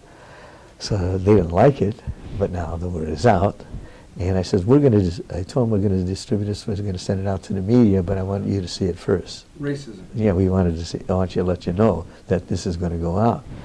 And they were just, and they read it. So Miles Lehrman came up to me and he says, well, we're trying to get somebody here. You can't send this out and call us a racist. I'll tell you what. You appoint Ian Hancock and I'll squelch this. I won't send it out. You know, we won't send this out. We'll squash it until he's appointed. But if he doesn't get appointed, it's going to go out. And I told Ian that, and he said, no, I had it in the bag. So we have a lot of differences about that. But I told him that. He doesn't know, he wasn't there. And that was the guy that the guy that was getting all the money for the museum. Miles Lehrman. And he said, we'll see what we can do. And then that's how Ian got on. But Ian will tell you otherwise. But I know, I was there. It didn't make a difference as long as he got on. And so it's interesting how you have to use the muscle. It's all about the money. And that's a threat to proclaim there was racism against gypsies in the culture. That's right. And in so doing, if we send out a publication, what do you think that would do to the money fundraising thing? It wouldn't look good, you know. So again, it's all about the money, you know. And anyway, some interesting things that have happened. Now I'm telling you stories I haven't told people, you know. Okay, well then, so the original question is why, what about no Roma now? Well, Ian served on it 5 years. It's a 5-year appointment. I served on it 10 years. It was 5 years, and then I got reappointed because before my 5 years were up, I had done some favors for the Republican Party as well as the Democrats, and the Republicans were in, and they looked like they were going to be going out, and Clinton was going to be coming in, you see. And it's a presidential appointment, but the president only gives you the nod if the people from the museum nod. And that's the way it really works. It's like, it's not the president says, I don't care what you say, I want this guy in there. No, it doesn't work that way. So we knew that I was appointed by Reagan, which was a Republican. So it didn't look like I was going to get on there again. So as soon as I served out my term, so when I was in office there, that's when Clinton came in. He was already now in office, and I just had a few, like a year and a half to go. Well, the first time around, when Bush got, first it was Reagan was in office, and then the senior Bush was coming in, okay? So I went to the Republicans, and I said, you know, we should be, and this was about the time the elections were going on, we should get me reappointed before, and they did. So I was reappointed, the green light was given before they could contact the museum and ask them, do you want him to go again? So they don't do that. They figure, well, he's part of the team. I got right on, 1, 2, 3. I know how to play the political game. It was all a matter of timing, see. And then I served I actually got that done before my first 5 years was over. And then I already was in for the next 5 years, you see. And now, my last couple years, Clinton came on. And so we knew things were going to change, and I was glad, to be honest with you, I was glad to get off of it. I didn't want to put up with people talking behind my back and insults and stuff like that. And that was going on. Did you actually have insults to your face? Oh, a couple guys, yeah. Like I told you, when I had this paper to sign and present to the German ambassador, people coming up and tell me, hey, go fly a kite, you know, you're not, who do you think you are, and things like that. You don't represent the Gypsies. I was told that. What about, initially you said, you told that amazing story when you first got there, they said, you know, keep it down, there's a Gypsy on the council, and it was you. Did, you know, yeah. Did anything ever surface that you overheard, or did they pull up tight about Well, yeah, there was that whole thing with the Children's Museum. That was a factor. There's the thing about the Days of Remembrance. We were never included in the Days of Remembrance until I was there. It was about my the next year would have been my 4th year, so I was there 3 years and they wouldn't include us. And I had asked about it, and they said, maybe in 20 years. I said, whoa, 20 years, okay. So I mentioned that to you, how at the meeting, how we got it going. So what about the fact there's no Roma on the council now? You don't have an advocate. Well, you know, there are a lot of people Gypsies, Roma, that would like to be on it. But in order to get on the council, you have to have people of prominence write letters in your behalf. You have to have someone a senator or a congressman submit your name to the president. And it turns out here in Minneapolis, I know people, both parties, the congressmen and senators, and they have for a long time. And just from the different functions I did, I know them personally, and the party knows who I am, and we do their businesses. The Victory Party for the Republicans, I did that. And I had no problem getting one of the senators to write for me. But there's no, quote, token Gypsy now. I mean, so the politics have changed? They don't even... No, the politics has not changed. The politics is still, you require a congressman or a senator to submit your name, and then, you just can't go call the president's office and say, I want to be on there. And Gypsies just don't know the process, the procedure, or as a whole. I'm just saying, some may do, but some don't want to get involved with it. And then once you're to go ahead that you may become a candidate, they start investigating you. They send you a letter. They want to know all your investments, what you have, and they check you out. They have the FBI going to the bank that you deal with, and all looking into your background, because it's a presidential appointment. And if a president appoints somebody that has problems of any kind, that's bad on him. It makes him look bad. So you have to be very careful who you are. And in my case, being a teacher, an educator, and music, and music's not threatening. It's not like I'm a political science major or something like that. But I learned a lot about politics in a very short time. And anyway, I didn't have any enemies here to speak of to say anything negative about me. And so it worked out fine. Could you discuss guys like Polakowski? John Polakowski? Yeah, because I've spoken to some people in the Polish community, and some of them complained he was not an advocate for them either. He was too pliant. And Yeah, it was very that? compliant, yeah. Discuss that? Him, Well, generally speaking, for the ones who were not Jewish in the council. Well, we had this day of remembrance in Chicago for the Roma people, and I videotaped it, and I showed it to John Pawlowski, and he saw it. He said, "Oh, this was at a Catholic church, St. Alphonsus Catholic Church. A lot of people are Catholic." And the comment I had from Ben Perez when I showed it to him? He says he didn't think that we should present this in the museum because of the picture of Christ, the statue of Christ in the Catholic Church. And talk about racism, and they thought that was not a good thing, I'm not following. I'm not understanding. Well, Would you explain more? What do you? Because it was a Catholic church. Well, let me go back a little bit. Do you know that Jews were up in arms because there were priests and nuns that were in the concentration camp in Poland, which is which one is it? Auschwitz. Auschwitz. That suffered in Auschwitz because they spoke out against the government for what they were doing and so forth.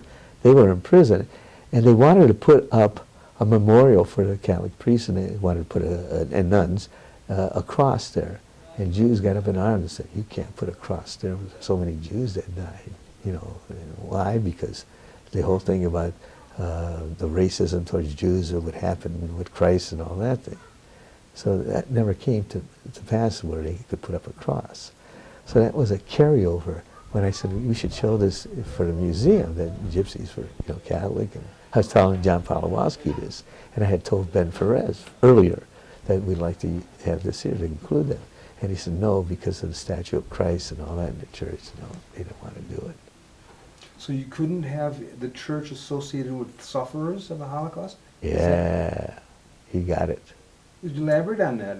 Clarify. Because we're Catholic. They didn't want to talk about the religious aspect of it. But yet, on the other hand, they talk about the religious aspect for the Jews, the Showa and all these other things. So it's like gypsies were in the Holocaust, but don't talk about their religion or who they are or whatever. And I have to honestly say, there are gypsies of all faiths. And here's the reason why. There's gypsies in every country. There are people who live in countries that are primarily Muslim, like Turkey maybe, and you'll find gypsies that are of Muslim faith. You'll find gypsies who are of Christian faith or Orthodox faith, depending on what country, what was the dominant religion at the time. It was either you become that religion or you die. So what do? You do, and it's carried on. So there's even Jewish gypsies, gypsies that have the Jewish faith. I met them. They live in Israel too. So it's not like, Could you just, one of the most important reasons to speak with you, and you're a great interview, is that if it's just Professor Hancock making these complaints, people can easily write him off. Oh, he's just one guy, he's a malcontent, and whatever. But there's been two of you, Roma, and you both basically are saying the same things. So could you, in terms of credibility, that ups you. Could you discuss that? Well, I think Ian Hancock had more of a forum because he was part of the United Nations, and he's been doing this battle for a long time, and he's been very active in it years before I had. And I'm just a little voice. I was one of the people that came to him, and because of my background, he said, "Hey, you make a perfect candidate for the Holocaust." He suggested that I should be in it because he couldn't. He was not an American citizen at the time. And so in many ways, I was kind of being used by him, as a voice of him. And that's how that worked out. It didn't bother me, because I always felt that he should have been the one there in the first place. But I would do whatever is necessary to help. And he sent me a lot of information. There wasn't a week that went by that I didn't get a package of information from him about all the different things that were occurring, what had occurred in the past. I mean, I actually have like a doctorate in I look at it with all the information I had to read, a doctorate and all the information I had. I can write you a book about the Holocaust, what happened to gypsies. And maybe I sometime will do that. And my experience on the council, because it wasn't always wonderful. There were people that tolerated me, but I wasn't, I've always felt like the outsider looking in. You were never accepted. I was accepted by some people who were very sympathetic to what I was doing. And I'll mention her name again, Sybil Milton, who wrote articles and kind of stuck her neck out for gypsies. And I mentioned that there was a picture of the first concentration camp or containment camp, and it was of gypsies, not of Jews or any other group of people. And if you go to the museum, she has died, and you ask for that picture, they don't know what you're talking about. They tell you, oh, we don't know. And she said, I want you to see this. And I wanted so badly to have a copy of that picture, and I never got one. So, and then she died. I figured, well, Sybil has it. As long as she has it, it's in safe hands. So you don't know what it is? You don't know? I seen the picture, and on the back, the date of the picture, and she showed me. But you see, that was information that was for the archives. She could not give that information. So no one else knows where that picture is, or there's a wall? Well, there's a wall. People know about the picture that have been there when she was. But there's a lot of things that all of a sudden they can't find. Is that your experience? There's actually, they would stonewall the facts? Oh, absolutely. Could you discuss, they would actually hide facts intentionally? Well, I told you how these kids were pictures of these naked children, identical twins, the experiments, and they never identified them as gypsy. There's another picture that was used by many Jewish organizations, and he said, this a picture of a Jewish girl. Her name is Setla. In fact, there was a story written about her. She was an adopted, and there's a movie made about her too. She was adopted by a German family, and because she was very dark, she was adopted as a baby. They took this little girl. And because she was so very dark, as she got older, she stood out as a gypsy. And she was ostracized by her classmates. And finally what happened, the German government came and took her. And you see this picture of this girl. And I think she's in one of the box cars, like the wagons and you see her picture. And Jews for years used that picture, said, look at how they treated the Jews. It was a gypsy girl. Her name was Setla. And Ian knows about this. In fact, you can get information about the movie that was made of her and so forth. And they had that picture of her before, but they weren't identifying her as a Jew or a gypsy. You assume it was. And when I brought it up that she is a gypsy girl, all of a sudden, the picture was gone. They didn't show it in the exhibit anymore. And this is at the museum or the? At the museum, at the United States Holocaust Museum. What about the Simon Wiesenthal Center? You said Simon Wiesenthal himself was a great and receptive to you. Yeah. But what about the Museum of Tolerance? Do they have anything about gypsies to your knowledge? Well, I'll give you an interesting story. I was on radio, public radio, and there was this director from Simon Wiesenthal Center, and there were a couple other people there, and they were calling me from Minneapolis. I was on the phone, and they were, I guess, in Washington D.C. or on the West Coast, someplace there. One of the places I don't recall exactly. Was it West Coast or East Coast? But he was on there, and he got on there, and he was talking before I did, and he says, "The Holocaust, the uniqueness of the Holocaust is Jewish." He's talking about all of this, the Elie Wiesel story, the uniqueness that's unique to the Jews. And then I came and I said, well, we have a problem with this uniqueness thing, this doesn't make sense. And then I mentioned how everything that happened to gypsies happened to Jews, what happened to Jews happened to gypsies. So how is it unique? How could you say it's unique if all the same things happen? And the guy was caught, and the commentator says, he has an interesting point here. If it's unique, how can everything that happened to him happen? Why was it unique? And he was kind of fumbling for words, and then he says, well, it's unique because some gypsies were allowed not to, didn't have to go in a concentration camp. And that was not true. It was a misquote. There was a group of gypsies who were the pure Roma. Many of the Roma people in Europe are mixed to some degree, but these were pure. They were never mixed. They are the true Aryan race. By the way, Gypsies are Aryans. That's their race. But they were the true Aryan. They didn't mix.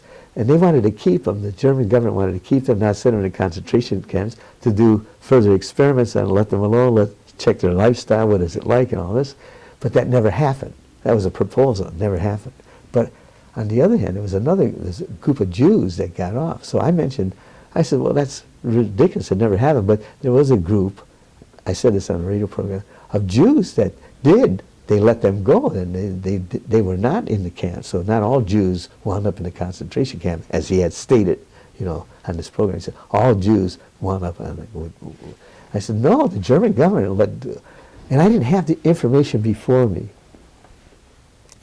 And so he says, what? He starts screaming, yelling. What do you mean saying that? How could you? He's yelling on the program. And everybody's hearing this, and they're saying, calm down. How could you say such a thing? There were no Jews that were let go. Well, I didn't have the documentation, but I knew it because Ian had told me. Later on, after the program, I looked it up, and yes, I was right. There was a boat called the St. Louis. The St. Louis had something like 1,000 Jews that got on this boat, and when all this persecution was going in Germany, they were allowed to leave Germany. They got on this boat and they left Germany. Those that couldn't leave wound up in a concentration camp. And this boat would stop at all these different countries, and they would reject them because they didn't want to get into this whole problem with Germany. They went to England. They came to the United States. Roosevelt said no. They went to Latin America. They said, but everywhere they went, some of them were able to get off the boat. So now this boat returns, and it only returns with 200 people. In fact, I got the documentation. I took it right off the internet. I could show it to you. So if you punch in the name the St. Louis, and the Holocaust, and it'll give you all that information. So indeed, I was right. He was wrong. There were Jews that were allowed to leave, but Gypsies, they thought about it, but it never happened. How much media attention? And that was at the Simon Wiesenthal. He was the director of the Simon Wiesenthal Museum. Now, Simon Wiesenthal was dead by this time. They're using his name, and whatever they're doing, it's still that whole deal, keep in front of the public but having the Jews, And it was, Simon Wiesenthal was not that kind of a man, I can tell you that. Did you meet him? No, but I got a telegram from him. He was very supportive of us before I even got involved with the Holocaust. He wanted to ensure that there would be information about Gypsies.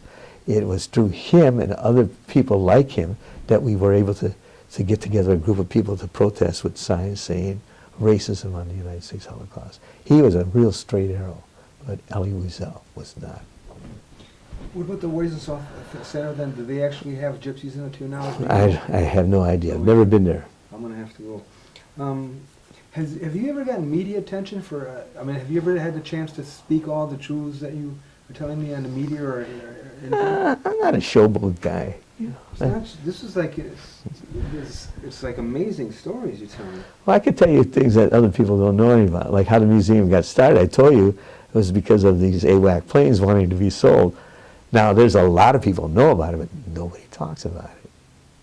Politics, don't let them know how we use politics. How do you know about that? Because, well, Sybil Milton told me the story, and other people confirmed it.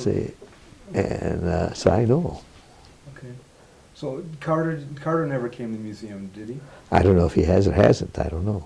Okay. So why is it then? A few more minutes? You're so good. That's why I'm don't pump me up because I'm just going to tell you what I know exactly what it is. One of the best. I haven't even hardly needed. I haven't used my questions at all. I don't need to. You've been so fluent. It's fantastic. Well, I think I have spoken at many schools and conferences and different organizations, and I'll tell you, I tell everybody the truth, and they walk away and say, "I didn't know that." I'll tell you what. This is an interesting story. I had this article from the New York Times where it says, Bobby R., all these Jews killed and nothing mentioned about Gypsies. And they asked me to come over to Edina Public School to speak, and I was doing this every year. I haven't done it now for a few years, but I used to go every year when they would have the remembrance of the Holocaust. And they had me come in and I talked to all the kids. And they also had a woman who was Jewish, whose family died in a concentration camp. And when I told these stories, how in Babi Yar we had documentation that gypsies and Jews, 50% of them were gypsies, 50% of them were Jews, and they're buried in this mass grave. And then I show them this article, only Jews, the Holocaust. I says, something wrong here. And I just want to tell you what the real truth is. Why? Because this is your country, and there's other people calling the shots. And this is not what America's all about. You have a right to the truth. This woman got up and she was mad. How dare you say that Jews were there? I'm from Russia, and I know where Babi Yar is, and there were no gypsies around there. And we had the documentation from the Russian government showing that indeed they were. They were rounded up, and they put them in this massive grave. They weren't all in Babi Yar. They were from that whole general area. And she was outraged. She was outraged that I was saying that there were gypsies and that the truth is being distorted. She was outraged. She wanted it only to be about Jews. And I said, what are you so angry? I said, I'm only telling you the truth. And she said, whose truth? Your truth? No. Oh, what would she be? Your truth. Yeah, I mean, you go to this, it's like a knee-jerk reaction because they're defending themselves. But if you tell them something that is truthful, and they don't, there's people that will believe it on the basis of the information, or go out and research it. And then there's people who have a knee-jerk and they feel they have to defend, their right that they're Jewish, and it's not the way that you're saying it. How often do you get that kind of emotional response? Is that pretty common in your experience? Well, people who are really intellectual, and most Jews are very well educated. I spoke at synagogues. I tell everybody the same stories, and they're just like, "Wow, I didn't know that." They're glad to hear the information. They value information like that. It gives them a whole different perspective of life and what's going on. They don't like to be manipulated, and in a lot of cases, people are manipulated, and they don't even know they're being manipulated. So is it the Jewish power structure that's doing the manipulation? What's your sense? Well, it goes back to this religious base that wants to keep it the way they want to keep it, and it has nothing to do with the Showa. Look, to include gypsies doesn't detract from what happened to Jews. What happened to Jews is a great magnitude, 7 million people. I mean, well, there's 6 million, whatever it is. And by the way, the number 7 or 6 million Jews, or 7 million, whatever that number they claim, is a guesstimate. It's not an actual number. Because you can't tell, because you don't know how many people were killed right on the spot and never reached the concentration camps, and the records in concentration camps were being destroyed as the Allied forces were coming in. So you don't know. It's a guesstimate. And here's how they came up with the number. Michael Berenbaum told me, he was part of the Holocaust Museum. What we did to get close to the number, and this was years ago, we would take the buildings, the dimensions of the buildings that they were, and we would say, how many people could you actually put in there, really tight? And they would come up with these numbers. And guess what? They counted them all as Jews. Forget about Poles or Russians or non-Russians, Yugoslavians, whatever, gypsies. Well, that's what, and when he told me, I said, well, then how did you know that they were all Jews? And I didn't say anything, and we left it there. But that's what he told me. And I don't know if it's true or not, but that's what he said, from the size of the buildings and where they were being held. But I don't know. It's a guesstimate. It's not a real factual number. And it doesn't make a difference. The fact is that they did some terrible things to a lot of the people. And the fact is they did terrible things to a lot of the gypsies. And there are records of it, and you can see it. We've discussed this already, but I want to hit it a little bit more. Why is Romani's suffering such a threat to popular Jewish notions about the Holocaust? Why is it so threatening? The word the Showa means that this is an event that happened primarily to Jews and does not include anyone else. So if you include gypsies and say they suffered the same way, then this is not the Showa that, religiously speaking, was supposed to come. So that's the rub. And that's one side of it. And I mentioned the other side of it was the reparations and everything that followed. We didn't keep it as a low profile and not talking about how Ben Ferez manipulated the deal and said, 90% of these monies, reparations monies, will go to Jewish survivors. That meant that Jews could now build their lives and go to Israel and develop a whole new lifestyle or whatever they were doing, and there was money to do that. There was no money for gypsies. Many of them still lived in the concentration camps because they didn't have any place to go. Nobody was there to help them or cared about them. What about the Jewish community is so tight on the Holocaust thing. What about the Gypsy community? Do they, this Paramos thing, are they and so like holding this up every single day and parading around? This is so important to us. It's the heart of our. You know, how does it fit in the? I'll answer that. But is your questions being on there also? Yeah. Okay. I mean on the recorder. Yes. Okay. Good. Because I'm saying nobody's going to know what the question is that I'm answering. I'll edit. It won't be in. No. It's what, but it's not as important what I say, or my question is what you answer. All right. Why are the gypsies not up in arms?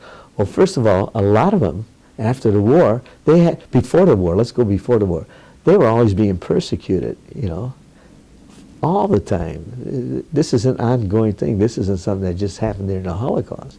For centuries before they were being persecuted. So they keep a low profile. And by doing so, you know, they don't run into the risk of being picked on again, is basically it. So for them to come out and be boisterous, and they don't have any power against a government, boy, they could wind up in prison again. So it's protection in a way. And then for those, the younger generation today, they're just learning about what happened in the Holocaust. They didn't know anything. Their parents never talked about it or never mentioned much about it. And so, and that's one part of it. Now there's another part of it too. There's this, you could call it superstition, that to talk about the dead who suffered in such a cruel way will not allow their soul to rest in peace. That to recall these terrible things or talk about an individual who suffered in a camp would cause them pain, so they close down because of that. So it's a cultural thing, and it's a fact that a lot of them don't have the knowledge. But I see that dissipating very quickly. Why?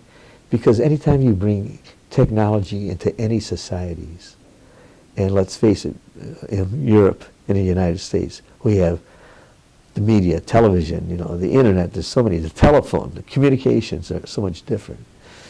It changes culture of those individuals that live in these countries. It changes as a whole. And so with that now, talking about these things is all right. So I see that changing about. But it's still the fact of education. In order for people to get involved, you better have an education about what you know in the Holocaust. You just can't say, I'm a gypsy and I'm going to get involved and think you're going to make some changes. You're not. You got to know how to work a system. You have to be organized. There's a lot more to it than meets the eye. There are people that call me, a lot of gypsies that call me, yeah, what can I do to get involved with it? You know, I'm with you. But when it comes down to push and shove, the one who's going to be doing it is me. And you can't compete with the Jewish lobby or whatever you want to call it. Yeah, and they're well organized, and you know, that's the whole thing. So you're finding a well organized machine, and there's some people within the machine that are saying this is not right, and somehow you could use those people to help you. That's the way it works. Mm-hmm. But so you said that Professor Hancock actually invented the term Paramos, or are you kidding? No, the word Paramos is not an invented word. The Paramos means in our language a devouring of the people. Did he assign it? He created the idea? Yeah, because they didn't want us to be part of the Holocaust. So he came up with this Paramos, which means a devouring of our people, which is, when I was a kid, my family would say, oh, Baro Paramos, something, a great catastrophe. It's a great catastrophe. And it's sort of like a devouring of a great catastrophe that you have no control over. You have no control over it. So basically, because the Gypsy or the Roma were not allowed to be within the Holocaust umbrella, they were shoved off to create their own? Well, that's what they kept saying to us. The Holocaust is our thing. You go find your own thing. But our thing and your thing is the same thing, buddy. And so, no matter how you cut it, whatever name you want to give it, it was during the Second World War, and it was the Nazi government. And yes, you could call it Holocaust, we could call it prejudice, but we were in the same camps, doing this, suffering the same way. Okay. Am I missing anything, sir? I mean, you've been a great interview. I got all these questions, but basically you've touched on them all. It seems pretty much. You've really addressed this thing pretty well. Well, if you would have sent me that earlier, I would have more to say. No, this is fantastic. But just sort of an overview then. Your experience has been, you've been sort of shuffled off to the side because of a dominant Jewish ethic that the Gypsies are not part of the Holocaust. Do you elaborate on that? Not that we're not we are part of the Holocaust, but they don't want it to be known. Downplay it as much as possible because you have the religious aspect that you have to appease. And it's good for us to make everyone aware of the fact of what happened to Jews because it's helpful than what's going on in Israel today. That's that's another reason, but which is never really talked about. What do you think this museum is doing when people go to it? It makes you say, oh, what happened to Jews? And it's a terrible thing what they're going through now in Washington. It lends more support to their causes there. And what are the causes there? They want more of the Palestinians' land. And when you start to look at it historically, you know, the Palestinians, I'm not in favor of what the Palestinians are, suicide bombings or, you know, but if you go back far enough, you see that what happened when the State of Israel was created, by the way, it was created under Truman, I don't know if you realize that, because Roosevelt was not going to do that. I'll tell you something else that people don't know. The Arabs was it King Saud, met with Roosevelt, and there's an interesting book. It's called Witness of History by Robert Hopkins, who, by the way, his father, Harry Hopkins, was the man who actually thought up this Lend-Lease deal to help England with. Do you know much about the Lend-Lease deal? Okay. Well, okay. And it was prior to the wars going on, he was the one who came up with this idea of what did they call it? It was the WPA. That was his idea, to get people back to work, because it was the Depression. We're coming out of the Depression, and now this war is starting, and so he creates the WPA, and Roosevelt gets all the credit for this. Roosevelt surrounded him with very good people. And Harry Hopkins' daughter-in-law is English Gypsy, by the way. Her name was Brenda Hopkins. And Robert, who wrote this book, was part of the CIA later on in life, but when he was in the military, he was the photographer for Roosevelt, and he hated that. He wanted to get in the war. Well, one of his brothers, he had a brother that was killed already, and so Roosevelt, they tried to protect Robert. You know, everybody was enlisting. He enlisted, and Roosevelt said, I need a personal photographer. You're going to be my... Well, he was able to get out of that, and eventually worked with Zanuck, who did Gone with the Wind and all these, 20th Century Fox. And Zanuck, I think, was a colonel in the Army. And he was a real good straight shooter. He didn't put up with anybody's guff. And they were going behind enemy lines, videotaping, and Robert was his cameraman, videotaping these V-2 rockets and all that stuff. They were the guys, that's how we knew about the V-2 rockets. And he worked with Zanuck, and later on became the director of the CIA as he moved up. Can you wait 1 second? I want to make sure that it's not turning around to say something else, because that has happened. No, you're fantastic. But let's go. I have it going now. So. Okay, Robert Hopkins, who was working for Zanuck, and they were prior to having anything like the CIA, which we have today. There was no CIA during the Second World War. I don't know if you're aware of that. There was no CIA. And we had people going behind enemy lines photographing the V-2 rockets, and they were like spies, really, and dressed in civilian outfits and coming back with all this film. And Robert wrote later on about these stories, what his experience was, and In fact, I've got a picture here of his wife. Watch the cord. Okay. Microphone. Oh, yeah. I'm sorry? That's Robert Hopkins' wife. She's I see. English Gypsy. Ah, she is. I Yeah. thought it was a movie star when I first saw it. Her mother was English and her father was Gypsy. And he invented hydraulic lifts to lift. He was a self-taught engineer. He invented hydraulic lifts to lift ocean liners out of the water. He was a very great. Like Rita Hayworth or something.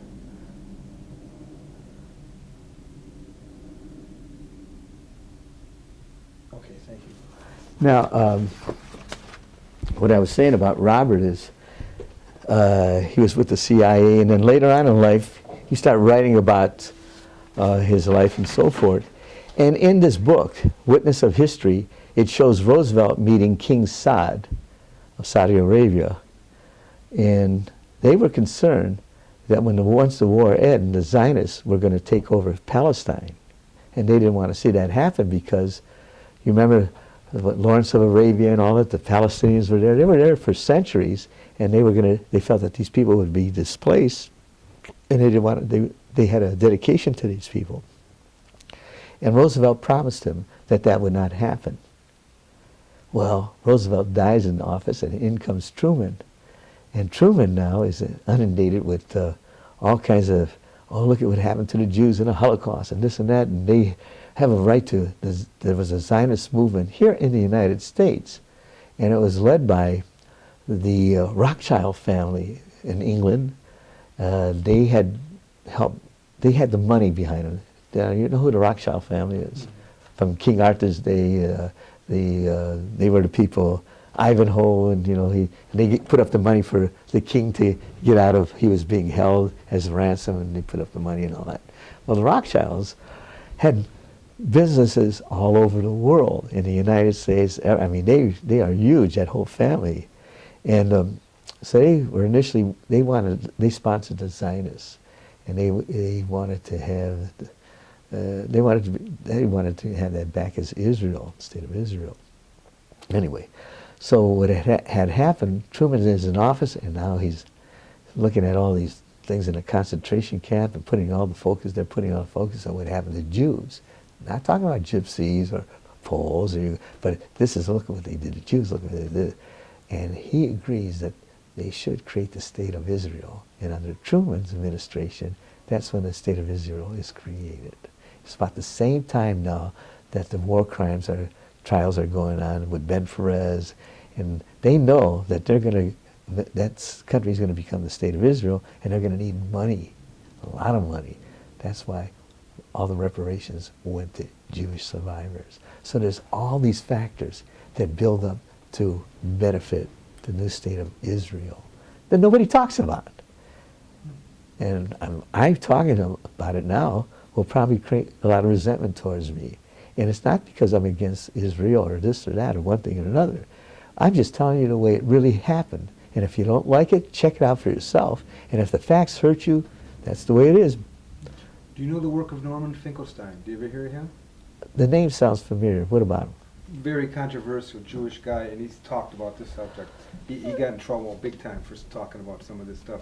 Can I ask you this? This is a really interesting question. I don't know if you know, you might not know the answer. But historically, how have Jews and Gypsies related historically? Have Jews been racist? I mean, what do you know? Here's interesting. I know a little bit about that. There are many Jews that have Gypsy blood. There's many Gypsies that have Jewish blood. Why? Because they were both ostracized, and they lived in proximity of one another. And there were Gypsies musicians, though, that sometimes Jews would need them because they played. And if you listen to the music of Jews and Gypsies of Eastern Europe, it's very similar. I mean, it's Gypsy music is what it is. In fact, there's a song called Romania, Romania. All the klezmer bands play it. And it's a Gypsy folk song. And they never give credit to the Gypsies for it, but it's noted like this is the klezmer music that everyone wants to hear.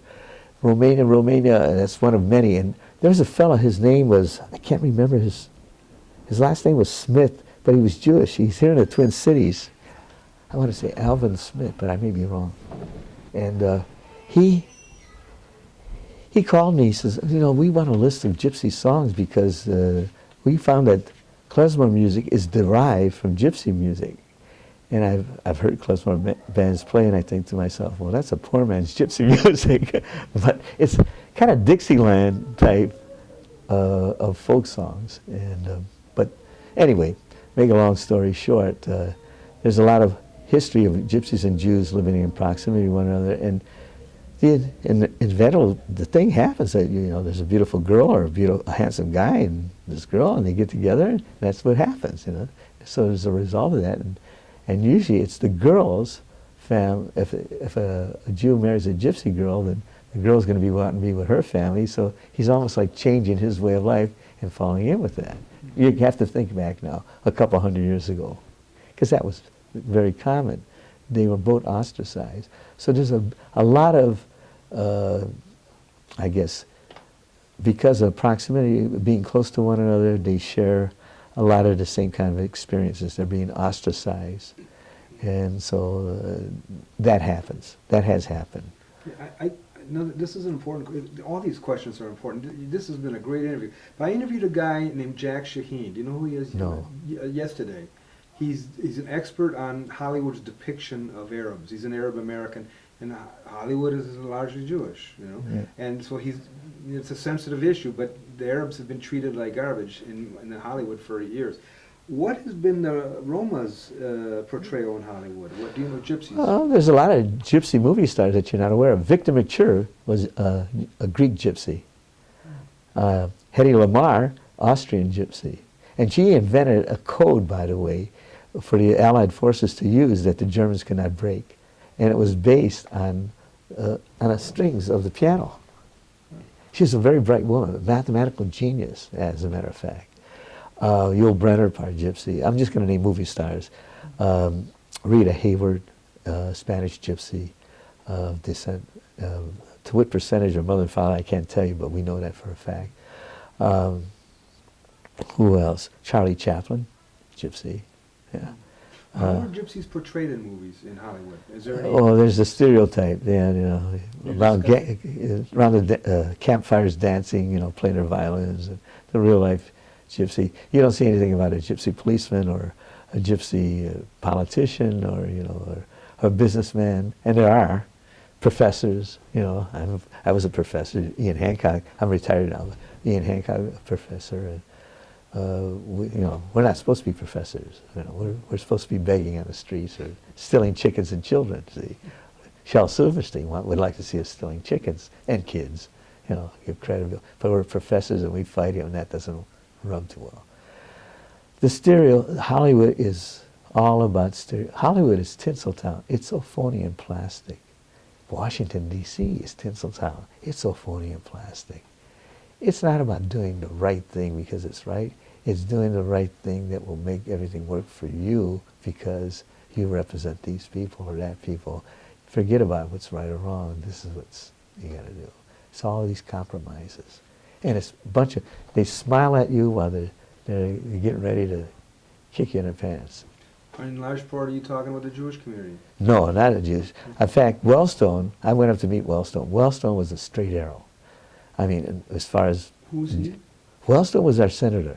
Oh, okay. He's the one who died in a plane accident. He was one of the best senators I ever met. He went against the war that they were talking about when, you know, we want to go to war here and there or whatever. He was really about the little guy and doing the right thing. And he was a farmer. And he became a professor. He taught political science, and he was a good guy. I felt so bad when he died. And I'll tell you, some of my best friends are Jews. And it's not best, they're my friends. I don't think of Jew or whatever whoever you are. You know why? Because I have no problem talking what I think about and being right up front, and they have no problem doing the same. And because of that, we have a lot in common, and we may disagree with one another, but the fact of the matter is we have no problem expressing who we are and why we believe what we do. And I always appreciate that. When I came up here to Minnesota, I knew what the word stoic meant, but I never experienced it. And I would talk to people and there was no reaction from me. You don't know if you like you or hate you. You could tell a guy, hey, you just won the lottery, and he'd go, uh-huh. You could say, your dog just got killed by a car, and he'd go, uh-huh. But there was no, that's stoic. And Scandinavians are very, very stoic. They don't show emotion. It's like a weakness to do that. Oh, I don't know why, but it is. And so couldn't read these people, and it didn't bother me. So I had to gravitate to people that I could read, and they could read me. And that has happened to me. So. Did you feel that the Holocaust, what do you feel about the Holocaust education programs in this country? They're all over the place. Well, we have teachers that go to Washington, D.C. to learn how to teach the Holocaust, and very little is presented to them about what happened to gypsies or the history of gypsies in the Holocaust. And why?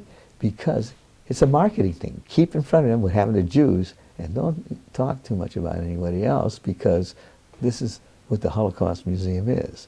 We want people to know what happened to Jews so that there's an emotional sympathy for what's going on in Israel.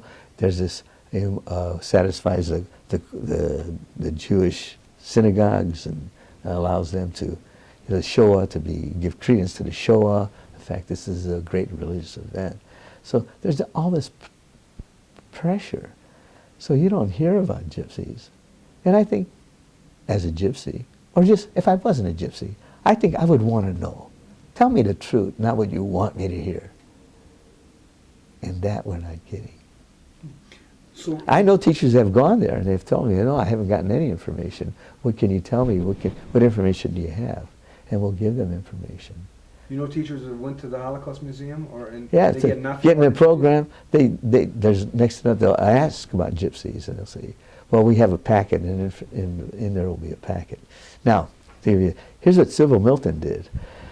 Sybil Milton had printed up a brochure about what happened to gypsies, and consequently had to also print up what happened to Jehovah's Witnesses, what happened to some of these other groups that weren't being well represented.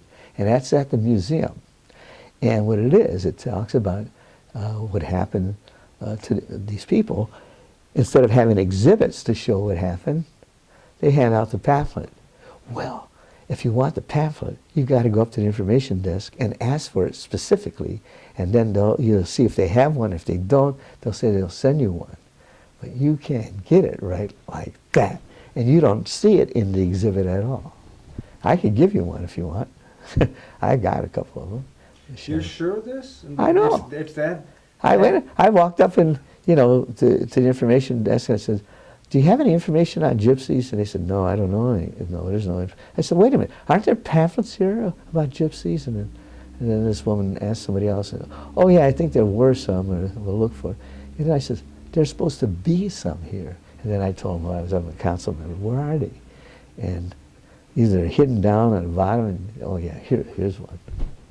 I said, put these out. And so do you think that's policy? Policy, or is that one individual screw up? What's your take on I don't know. I don't know. I haven't been back to check on them.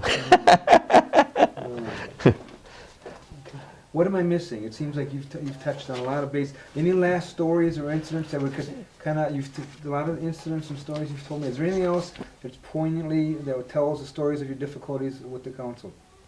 Well, I could tell you, I would go up to the photo archives, and there are some people that worked up there that would help me in the archives. There was one young fellow who was always very helpful. He knew the information about the Roma, and he was up there, and he loved to be around the books and all that. And he would say, hey, oh man, he said, oh, what are you looking for? What can I help you? He'd always be there. And then there were others, and they knew I was a council member, and they wouldn't give me the time of day because the word got out that I was, in favor of gypsies, and let's not give them too much. It just came out that way. Nobody actually told me that to my face, but that's the thing I would experience. If I went up to the photo archives and I wanted to see things on gypsies, they would question me, well, why do you want them? What do you mean, why do I want them? I want to see them. Can I not see them? Are you telling me I can't see them? No, but we just, it's our policy. Well, there's no policy. I'm here, I'm a council member, I want to see them. Please show me where I can find them. And I would run into things like that. And then it would get back to the head of the council, and that was there, and, well, are you giving them a hard time? I said, no, they're giving me a hard time. What's going on? Do you know anything about Professor Hancock wrote about this a little bit, there was apparently Jews participated in the liquidation of gypsies in a place called Ustica, do you know, in Yugoslavia. Do you know anything about that? Jews They participated? participated in some sort of I don't. massacre. That's one of the things that... I don't know. But by the way, since there's something that he may not have, there was a concentration camp in the Czech Republic for gypsies run by the Czechs for the Germans. It was called, let me think of it now. It was only gypsies. Just a second, I might have it here. I'm pretty sure I do. And there was a number of camps. There were gypsies in every concentration camp where there were Jews, and then there were concentration camps only for gypsies. And nobody talks about these camps. Oh, gosh.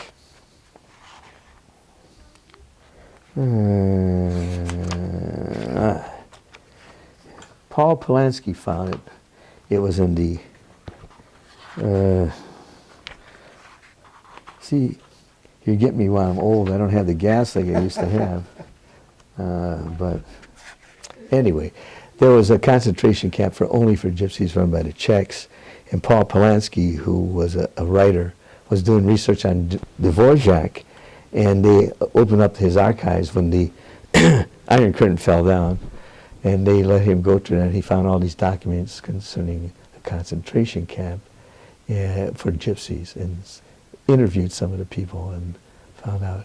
And the Holocaust Museum has all that information now, and they have yet to present it to the public as an exhibit. They won't. Why? Because it's all only about gypsies. And there were not just 100,000, but Paul estimates about 600,000 gypsies that were killed there. And when I first came on the council, they told me it was only about 50,000 gypsies that had died. Then it went up to 100,000. Then the numbers kept going up as more information started to come out. And they said, oh, about 500,000. And then we found that IBM found buried somewhere in Europe these big like garbage cans, metal cans, and in there were documents about gypsies. And they had a way of doing with somehow through computers finding out what it was all about, because it was all pretty deteriorated, and that those were large numbers. It was like over 1 million people of gypsies that had died. And what happened to that information, I don't know, but it came out. So we speculate that there was probably about 1.5 to 2 million gypsies that died and again, this is a guesstimate. It's not an actual fact, because we don't have all the numbers in. And a lot of these numbers are coming up by accident.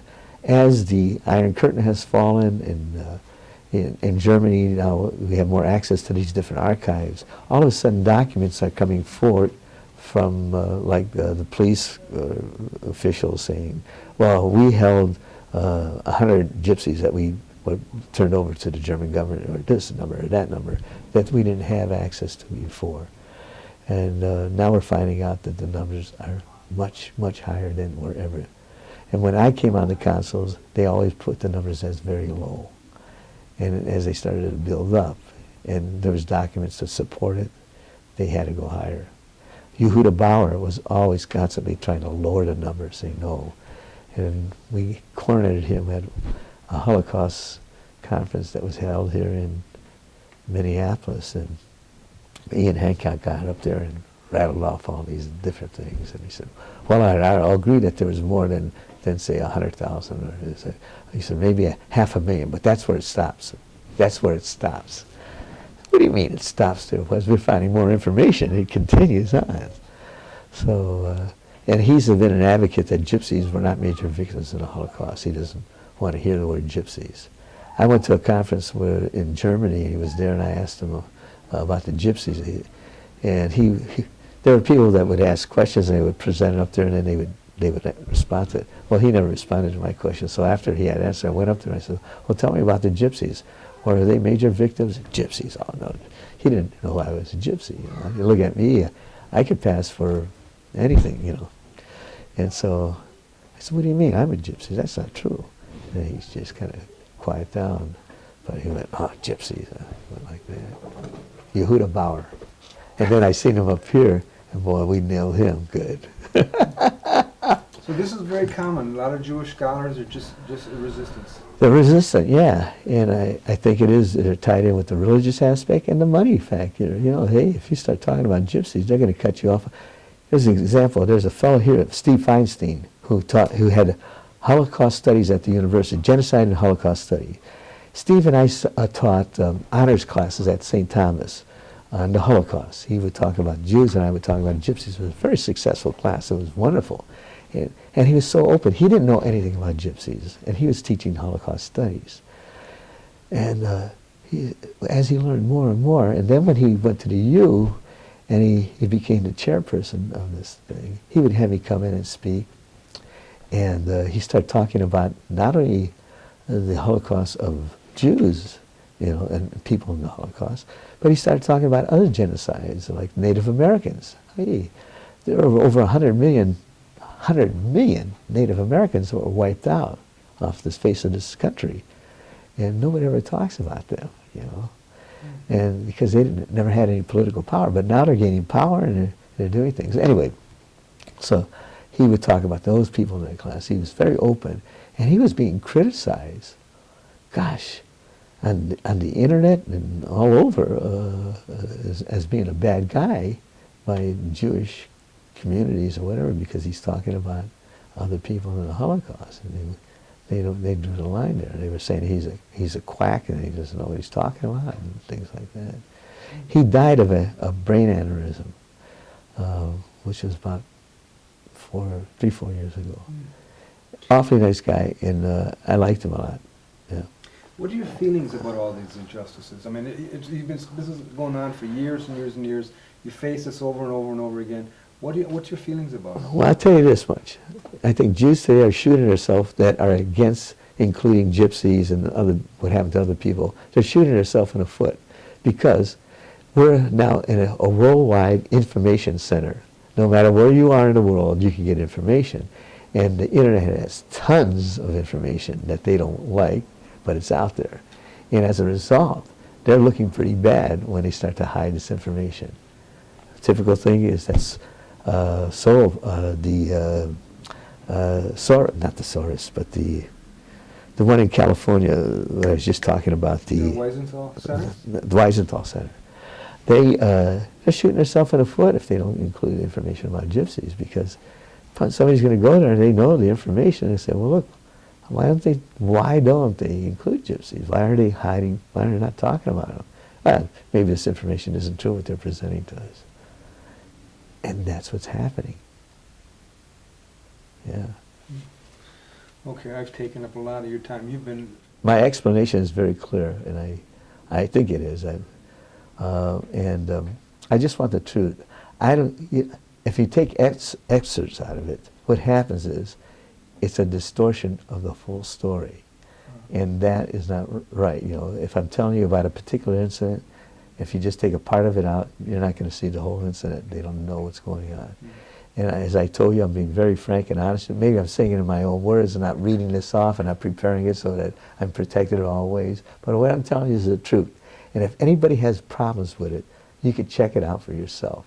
And if what I said is the truth from what I know to be the truth, and if you doubt it, find out for yourself. And then when you find out, then you make your own changes. So what's your philosophy about truth then? About doing an interview like this? What is your philosophy? Well, you know, all truth is biased. I'm biased for the gypsies.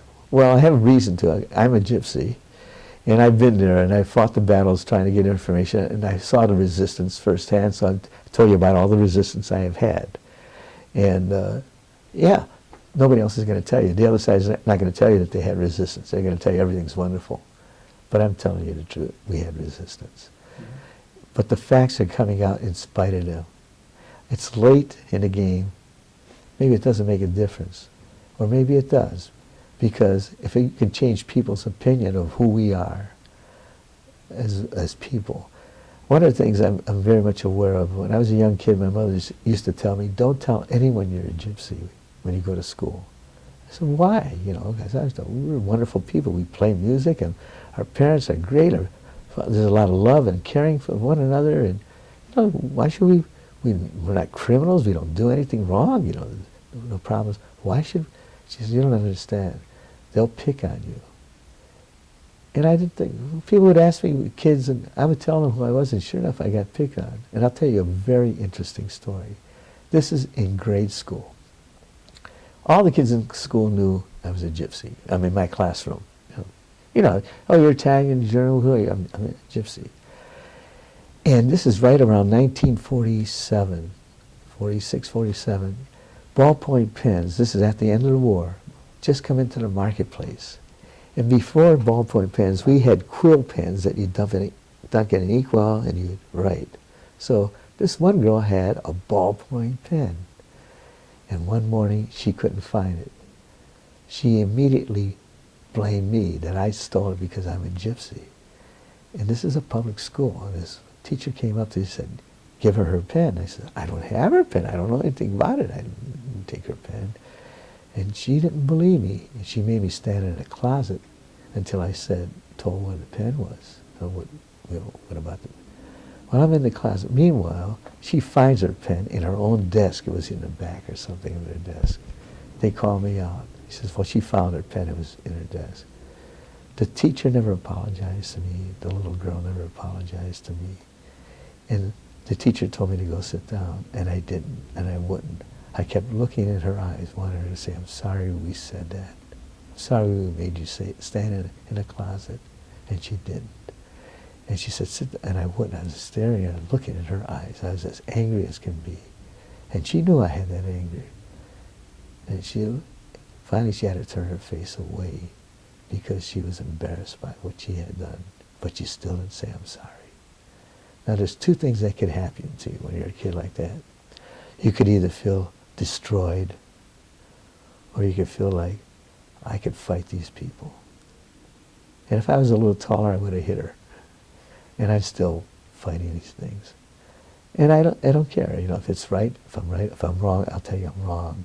And I'll apologize if I'm wrong. But if I know I'm right, you're not going to make me say, I'm wrong, you're right. It's never going to happen. And this is your experience also with the Jewish lobby and the Holocaust Council? That's right. And so as much as some of those people, I know, some of those people didn't like me, at the same time, I knew they had respect for me because I wasn't a pushover. And I'm not bragging that I'm somebody tall, strong, and pushover. But I could present a case and prove what I'm saying. And if you could prove me wrong, then I would agree with you. But if you couldn't do that, they would leave me alone because they didn't want to take a chance of being proven wrong. And I knew that. They just ignored me. And what you were a professor at what college was it? University of St. Thomas. Okay. I taught jazz theory, jazz piano, history of gypsies and their music, some interesting things.